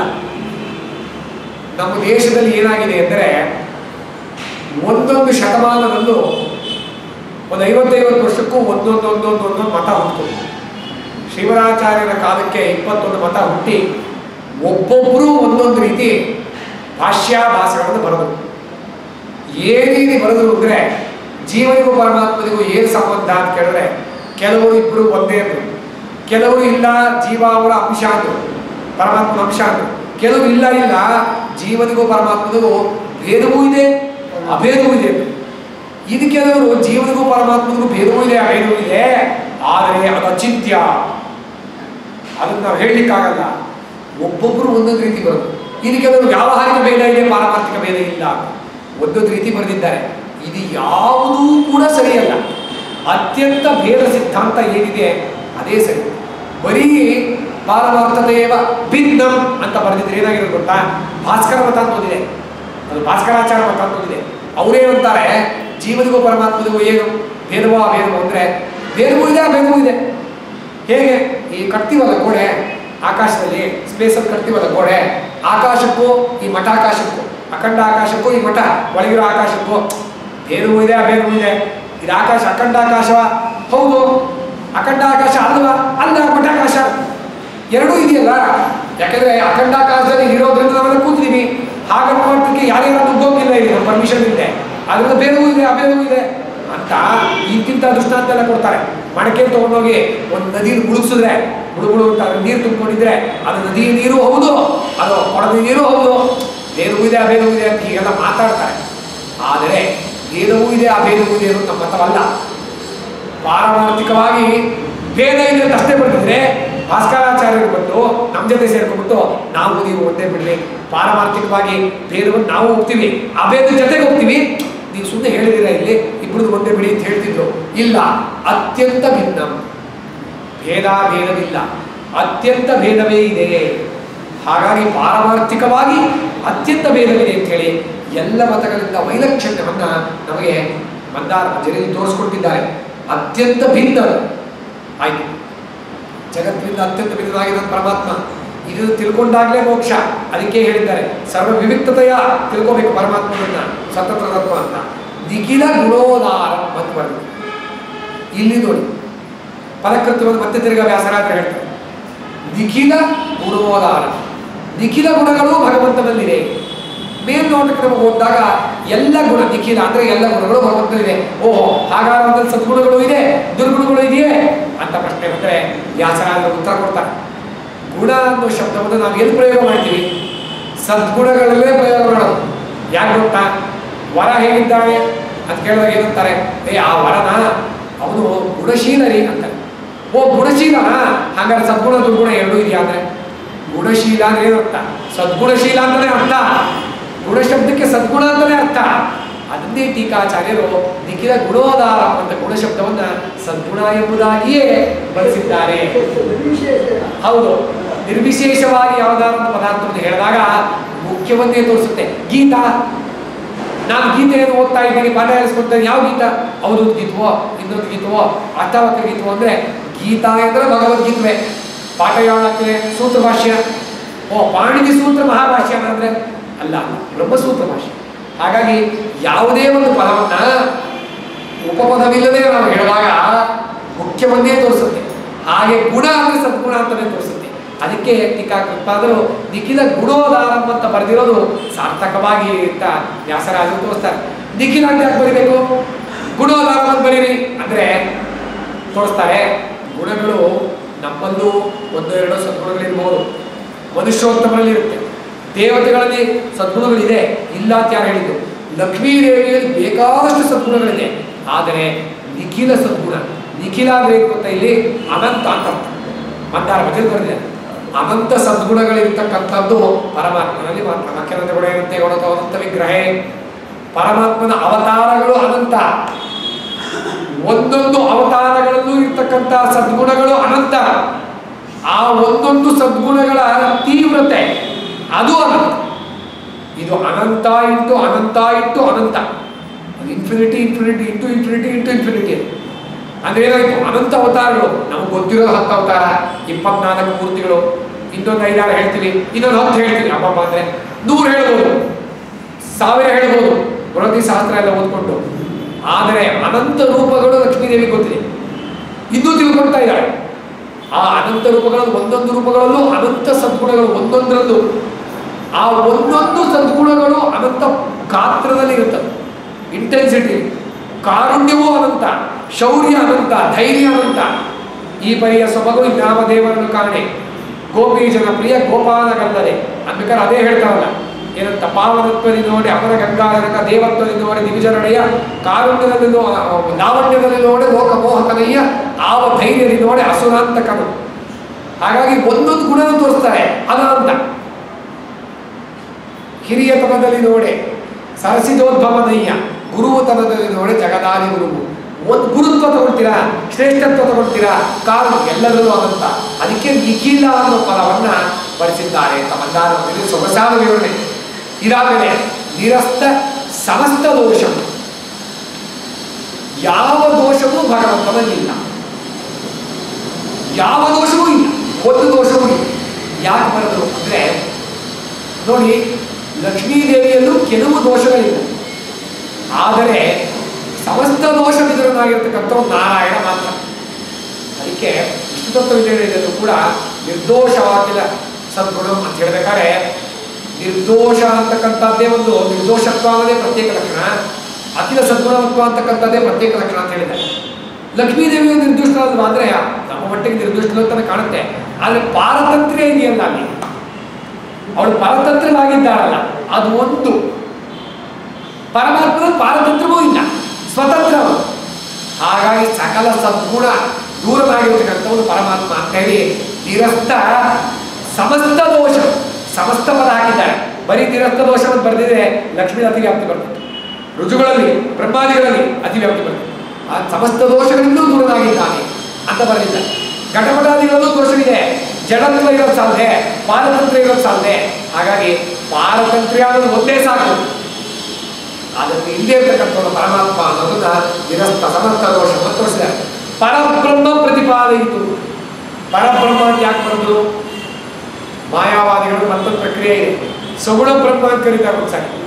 ಈ ವಿಷ್ಣು, ರುದ್ರದೇವರು, ಬ್ರಹ್ಮದೇವರು ಬೇಕಾದವ್ರು ಇಟ್ಕೊಳ್ಳಿ, ಪಂಚಾಂಗ ಪೂಜಾ, ಸೂರ್ಯ, ಶಕ್ತಿ, ಸುಬ್ರಹ್ಮಣ್ಯ, ಗಣೇಶ, ನಾರಾಯಣ ಮಾಡ್ಕೊಳ್ಳಿ ಪೂಜೆ. ಸಗುಣ ಬ್ರಹ್ಮ ಉಪಾಸ ಮಾಡ್ಕೊಳ್ಳಿ ಅಂತಂದ. ಅದಲ್ಲ, ವಿಷ್ಣು ಸಗುಣ ಬ್ರಹ್ಮ ಅನ್ನೋ ಅವ್ರ ರೀತಿ ಏನು ಹೇಳ್ತಾರಲ್ಲ ಅದಲ್ಲ, ಅವನು ಪರಬ್ರಹ್ಮ. ಪರಬ್ರಹ್ಮನೇ ವಿಷ್ಣು ಅಂದ್ರೆ ವೇದೋಕ್ತವಾಗಿರ್ತಕ್ಕಂಥ ಪರಬ್ರಹ್ಮ ಬೇರೆ, ವಿಷ್ಣು ಸಗುಣ ಬ್ರಹ್ಮನೇ ಅಲ್ಲ. ವೇದೋಕ್ತವಾಗಿರತಕ್ಕಂಥ ಪರಬ್ರಹ್ಮನೇ ವಿಷ್ಣು ಅಂತ ತೋರಿಸೋದಕ್ಕೆ ಪರಬ್ರಹ್ಮ ಪ್ರತಿಪಾದಯಿತು. ಇಂಥ ವಿಷ್ಣುವನ್ನು ತೋರಿಸೋದಕ್ಕೋಸ್ಕರ ಸಕಲ ಶ್ರುತಿ ಸ್ಮೃತಿನ ಸಕಲ ಶ್ರುತಿ ಸ್ಮೃತಿಗಳು ಹೊಂದಿದೆ. ಅಪೂರ್ವಾವಂತ ಮಾತನ್ನು ಹೇಳ್ತಾರೆ ವ್ಯಾಸರಾಜರು. ಸಕಲ ಶ್ರುತಿಗಳಿಗೂ ಕೂಡ ಪರಮಾತ್ಮನಲ್ಲಿ ಸಮನ್ವಯ ತೋರಿಸಿದವರು ಶ್ರೀಮದಾಚಾರ್ಯರು ಮಾತ್ರ. ಕೆಲವರು ಪಂಚಮಹಾವಾಕ್ಯ ಅಯಮಾತ್ ಪ್ರಜ್ಞಾನಂ ಬ್ರಹ್ಮ, ಅಹಂ ಬ್ರಹ್ಮಾಸ್ಮಿ, ತತ್ವಮಸಿ, ಅಯಮಾತ್ಮ ಬ್ರಹ್ಮ, ನೇಹಾನಾಸ್ತಿ ಕಿಂಚ, ಬೇಕಾದ ಸರ್ವಂ ಕಲ್ವಿದ ಬ್ರಹ್ಮ ಇಷ್ಟು ಮಾತ್ರ ನಿಜವಾಗ್ಲೂ ತತ್ವವೇದಕ. ಅದೇನೋ ಇದು ಮಾತ್ರ ನಿಜವಾಗ್ಲೂ ತತ್ವ ಅಂತ ಹೇಳ್ತಿದೆ. ಬಿಕ್ಕಿದ ಎಲ್ಲ ಗುಂಪು ವೇದವನ್ನು ತತ್ವವೇದಕ ಮಾಡಿಟ್ಟಿದ್ದಾರಲ್ಲ. 5 ಅನಂತ ವೇದಗಳಲ್ಲಿ ಪರ್ಸೆಂಟೇಜ್ ಎಷ್ಟು ಪರ್ಸೆಂಟ್ ವೇದವನ್ನು ಸತ್ಯ ಮಾಡಿದ್ರು, ಎಷ್ಟು ಪರ್ಸೆಂಟ್ ವೇದವನ್ನು ಅತತ್ವವೇದಕ ಮಾಡಿದ್ರು ದೇವರೇ ಗತಿ. ಈ ರೀತಿಯಲ್ಲ, ಸಕಲ ಶ್ರುತಿಗಳು ಕೂಡ ಪರಮಾತ್ಮನನ್ನು ಹೇಳುತ್ತೆ ಅನ್ನೋದನ್ನು ತೋರಿಸ್ತಿದ್ದಾರೆ ವ್ಯಾಸರಾಜರು. ಸಕಲ ಶ್ರುತಿ ಅಂತ ಬಳಸಿದ್ದಾರೆ. ಅಷ್ಟೇ ಅಲ್ಲ, ಸರ್ವೇ ವೇದಾಃ ಯತ್ಪದಮಾವದಂತಿ ತಪಾಂಸಿ ಪದಮಾಂಸಿ ವದಂತಿ ಯದಿಚ್ಛಂತೋ ಬ್ರಹ್ಮಚರ್ಯಂ ಚರಂತಿ ತದ್ದೇವಂ ಸಂಗ್ರಹೇಣ ಬ್ರವೀಂ ಯೋ ವಿದ್ಯೇತತ್ ಅಟ್ಕೋಪನಿಷತ್ ಮಾತು. ಹಾಗಾಗಿ ಸರ್ವೇ ವೇದಗಳು ಹೇಳ್ತಿರ್ತಕ್ಕಂಥ ಸರ್ವವೇದಗಳು ಹೇಳ್ತಿರ್ತಕ್ಕಂಥ ಹೋಗಿ ಪಂಚಮಹಾವಾಕ್ಯಗಳು ತತ್ವವೇದಕ ಅಂತ ಮಾಡೋದು ಸರಿನೇ. ಅದನ್ನು ನಿರಾಸ ಮಾಡೋದಕ್ಕೆ ವ್ಯಾಸರಾಜರು ತೋರಿಸ್ತಾ ಇದ್ದಾರೆ. ಸಕಲ ಅಂತ ಬಳಸೋದು ಇದೇ ಕಾರಣಕ್ಕೆ, ಶ್ರುತಿಗಳಿಗೆ. ಆಯಿತು, ಸಕಲ ಅನ್ನೋದನ್ನ ಸಾಕಲ್ಯವನ್ನು ಸ್ಮೃತಿಗಳಿಗೂ ಅನ್ವಯ ಮಾಡಬಹುದು. ಬ್ರಹ್ಮಸೂತ್ರಗಳಲ್ಲಿ ವ್ಯಾಖ್ಯಾನ ಮಾಡಬೇಕಾದ್ರೆ ಎಷ್ಟೋ ಜನ ದ್ವಿತೀಯಾಧ್ಯಾಯದಲ್ಲಿ 2ನೇ ಅಧ್ಯಾಯದ ಒಂದು ಅಧಿಕರಣದಲ್ಲಿ ಪಂಚರಾತ್ರಾದಿ ಆಗಮಗಳನ್ನ ಭಾಗವತವನ್ನ ನಾರಾಯಣ ಅಪ್ರಮಾಣ ಅಂತ ಬರೆದಿದ್ದಾರೆ. ಅಪ್ರಮಾಣ ಅಂತ ಬರೆದಿದ್ದಾರೆ ಯಾಕಂದ್ರೆ ಜೀವ ಸೃಷ್ಟಿ ಬರೆದಿದ್ದಾರೆ ಅಂತ. ವಾಸುದೇವ ಸಂಕರ್ಷಣ ವಿರುದ್ಧ ಬರೆದಿದ್ದಾರೆ ಅಂತ, ಅದೆಲ್ಲ ಅಪ್ರಮಾಣ ಅಂತ ಬರೆದಿದ್ದಾರೆ. ಸ್ಮೃತಿಗಳೆಲ್ಲವೂ ಕೂಡ ಸಕಲ ಸ್ಮೃತಿಗಳು ಕೂಡ ಪ್ರಮಾಣ ಅಂತ ಹೇಳಿ ತೋರಿಸ್ತಾ ಇರ್ತಕ್ಕಂಥ ಶ್ರೀಮದಾಚಾರ್ಯರು ಮಾತ್ರ. ಅದಕ್ಕೆ ಸಕಲ ಶ್ರುತಿ ಸ್ಮೃತಿನ ಈ ಮತ ಯಾವ ಮತದವರು ಒಪ್ಪಿಲ್ಲ. ನಮ್ಮ ಮತದಲ್ಲಿ ಮಾತ್ರ ಈ ಸಮನ್ವಯ ಮಾಡಿರೋದು. ಯಾವ ಸಮನ್ವಯ ಇದು? ಅದೇನೋ ಸರ್ವಧರ್ಮ ಸಮನ್ವಯ, ಸರ್ವಮತ ಸಮನ್ವಯ, ಆ ಸಮನ್ವಯ ಅಲ್ಲ ಇದು. ಭಗವಂತನಲ್ಲಿ ಸಕಲ ಸದ್ಗುಣ ಸಮನ್ವಯ, ಸಕಲ ಶಬ್ದ ಸಮನ್ವಯ ಅದಿದು ಅಂತ ಹೇಳಿ ತದುಪಕರಣಭೂತ ಬ್ರಹ್ಮಮೀಮಾಂಸಾಯಾಶ್ಚ ಪ್ರವೃತ್ತಿ ತತ್ವ. ಸಕಲ ಶ್ರುತಿ ಸ್ಮೃತಿಗಳಿಗೆ ನಿರ್ಣಾಯಕವಾಗಿರ್ತಕ್ಕಂಥ ಶಾಸ್ತ್ರ ಯಾವುದು? ಬ್ರಹ್ಮಮೀಮಾಂಸಾ ಶಾಸ್ತ್ರ. ಅದು ಇತಿಕರ್ತವ್ಯತಾ ರೂಪವಾಗಿ, ನಿರ್ಣಯ ರೂಪವಾಗಿ ಸಕಲ ಶ್ರುತಿ ಸ್ಮೃತಿಗಳ ಅರ್ಥಗಳನ್ನು ನಾವು ತಿಳ್ಕೋಬೇಕಾದ್ರೆ ಬ್ರಹ್ಮಮೀಮಾಂಸಾ ಓದಬೇಕು. ಅದರ ಲೌಕಿಕ ವಿಷಯಗಳ ನಿರ್ಣಯ ಅಲ್ಲ, ಬ್ರಹ್ಮದ ವಿಷಯದಲ್ಲಿ ವಿಷ್ಣು ಶಾಸ್ತ್ರ ಅದು. ಅದಕ್ಕೋಸ್ಕರವೇ ಸಕಲ ಸ್ಮೃತಿಗಳಲ್ಲೂ ತದುಪಕರಣಭೂತ ಬ್ರಹ್ಮಮೀಮಾಂಸಾಯಾಶ್ಚ ಪ್ರವೃತ್ತಿ. ಯಾತಕ್ಕೋಸ್ಕರ ಪ್ರವೃತ್ತಿ? ಸಕಲ ಗುಣೋದಾರನಾಗಿರುವ ಸ್ಥಿರಸ್ಥ ಸಮರ್ಥ ದೋಷನಾಗಿರ್ತಕ್ಕಂತಹ ಪರಬ್ರಹ್ಮನನ್ನ ಸಕಲ ಜೀವ ಜಡಾತ್ಮಕವಾಗಿರ್ತಕ್ಕಂಥ ಪ್ರಪಂಚಕ್ಕಿಂತ ಪಾರಮಾರ್ಥಿಕವಾಗಿಯೇ ಅತ್ಯಂತ ಭಿನ್ನನಾಗಿದ್ದಾನೆ, ಲಕ್ಷ್ಮಿಗಿಂತ ಭಿನ್ನನಾಗಿದ್ದಾನೆ ಎಂದು ತಿಳಿಸಲು ಹೊರಟಿದೆ. ಪರಬ್ರಹ್ಮನೇ ವಿಷಯ, ನಮಗೆ ಸಿಕ್ಕುವ ಮೋಕ್ಷವೇ ಪ್ರಯೋಜನ. ಅಧಿಕಾರಿ ಯಾರು? ವೈರಾಗ್ಯಾದಿಗಳನ್ನು ಉಳ್ಳವನು. ಯಥಾಯೋಗ್ಯವಾಗಿ ಸಂಬಂಧ ಇದೇ ಬ್ರಹ್ಮಸೂತ್ರಕ್ಕೆ ಇರತಕ್ಕಂಥ ಅನುಬಂಧ ಚತುಷ್ಟಯ ಅನ್ನೋದನ್ನ ವ್ಯಾಸರಾದರು ಇಷ್ಟು ವಿದ್ವತ್ಪೂರ್ಣವಾಗಿ ಟೀಕಾಚಾರ್ಯರ ಒಂದೇ ವಾಕ್ಯದ ಮೇಲೆ ಮಂದಾರ ಮಂಜರಿಯಲ್ಲಿ 4 ಪೇಜ್ ಅತ್ಯಂತ ಪಾಂಡಿತ್ಯಪೂರ್ಣವಾಗಿರತಕ್ಕಂಥ ಪಂಕ್ತಿಯಲ್ಲಿ ಬರೆದು ತೋರಿಸ್ತಾರೆ. ಹಾಗಾಗಿ ಒಂದು ಮಾತನ್ನು ಹೇಳಿಕ್ಕೆ ಇಚ್ಛೆ ಪಡ್ತೀನಿ. ಟೀಕಾಚಾರ್ಯರ ಗ್ರಂಥಗಳಲ್ಲಿರ್ತಕ್ಕಂಥ ಅರ್ಥಗಳನ್ನು ನಾವು ತಿಳ್ಕೋಬೇಕು ಅಂತಂದರೆ 4 ಮಂದಾರ ಮಂಜರಿಗಳೇನಿದೆ. ಮಾಯಾವಾದ ಖಂಡದ ಟೀಕಾ ಮಂದಾರ ಮಂಜರಿ, ಉಪಾಧಿ ಖಂಡದ ಟೀಕಾ ಮಂದಾರ ಮಂಜರಿ, ಪ್ರಪಂಚ ಮಿಥ್ಯಾತ್ಮಾನುವಾದ ಖಂಡದ ಟೀಕಾ ಮಂದಾರ ಮಂಜರಿ, ತತ್ವ ವಿವೇಕ ಟೀಕಾ ಮಂದಾರ ಮಂಜರಿ, ತತ್ವ ಭೇದೋಜ್ಜೀವನ, ಇದೆಷ್ಟನ್ನು ಇಟ್ಟುಕೊಂಡು ವ್ಯಾಸತ್ರಯಗಳನ್ನು ಇಟ್ಕೊಂಡು ಶ್ರೀಮದ್ ನ್ಯಾಯಸುಧಾವನ್ನು ನಾವು ಓದಿದಾಗ ಸಂಪೂರ್ಣವಾದಂತಹ ಒಂದು ಸರಿಯಾದ ಸಿದ್ಧಾಂತದ ಜ್ಞಾನವಾಗುತ್ತೆ. ಇಲ್ಲೇ ಹೋದರೆ ಇಲ್ಲೇ ಉದಾಹರಣೆ, ನೇರವಾಗಿ ನಾವು ಓದಿದಾಗ ಒಂದು ಸ್ವಲ್ಪ ಅರ್ಥವಾದರೂ ಮಧ್ವ ಸಿದ್ಧಾಂತದ ಸೂಕ್ಷ್ಮ ಪ್ರಮೇಯಗಳೇನು ಅನ್ನೋದನ್ನ ವ್ಯಾಸರಾಜರ ಗ್ರಂಥಗಳನ್ನು ಓದಿದ್ರೇ ನಮಗೆ ಸ್ಪಷ್ಟವಾಗುತ್ತೆ ಅನ್ನೋದಕ್ಕೆ ಇದು ಸಾಕ್ಷಿ. ಹಾಗಾಗಿ ಶ್ರೀಮದ್ ಆಚಾರ್ಯರ ಮಾಯಾವಾದ ಖಂಡದ ಮೇಲೆ ಟೀಕಾಕೃತ್ಪಾದರ ಮೊದಲನೇ ವಾಕ್ಯದ ಮೇಲೆ ಮಂದಾರ ಮಂಜರಿಯಲ್ಲಿ ಹೇಗೆ ಬರೆದಿದ್ದಾರೆ ವ್ಯಾಸರಾಜರು ಅಂತ ನಾವು ನೋಡಿದ್ದೇವೆ. ಮಂಗಳಾಚರಣೆ ಎಷ್ಟು ಸುಂದರವಾಗಿದೆ ವ್ಯಾಸರಾಜರು. ಕಮಲಾರಮಣನ್ನಪ್ಪ ಪೂರ್ಣಬೋಧೇಷ್ಟ ದೈವತ ವ್ಯಾಕುರ್ವೇ ಗಹನ ಮಾಯಾವಾದ ಖಂಡದ ಪಂಚಿಕ ಸ್ಪರ್ಧಾರ್ಥೋ ಗ್ರಂಥ ಸನ ವ್ಯಾಕ್ರಿಯತೆ ಮಯ ಗ್ರಂಥ ಗೌರವ ಬೀರುತ್ವ ರಚೋತ್ ಗ್ರಂಥ ಬಹುಚ್ಯತೆ ಅಂತ ಅಂದಿದ್ದಾರೆ.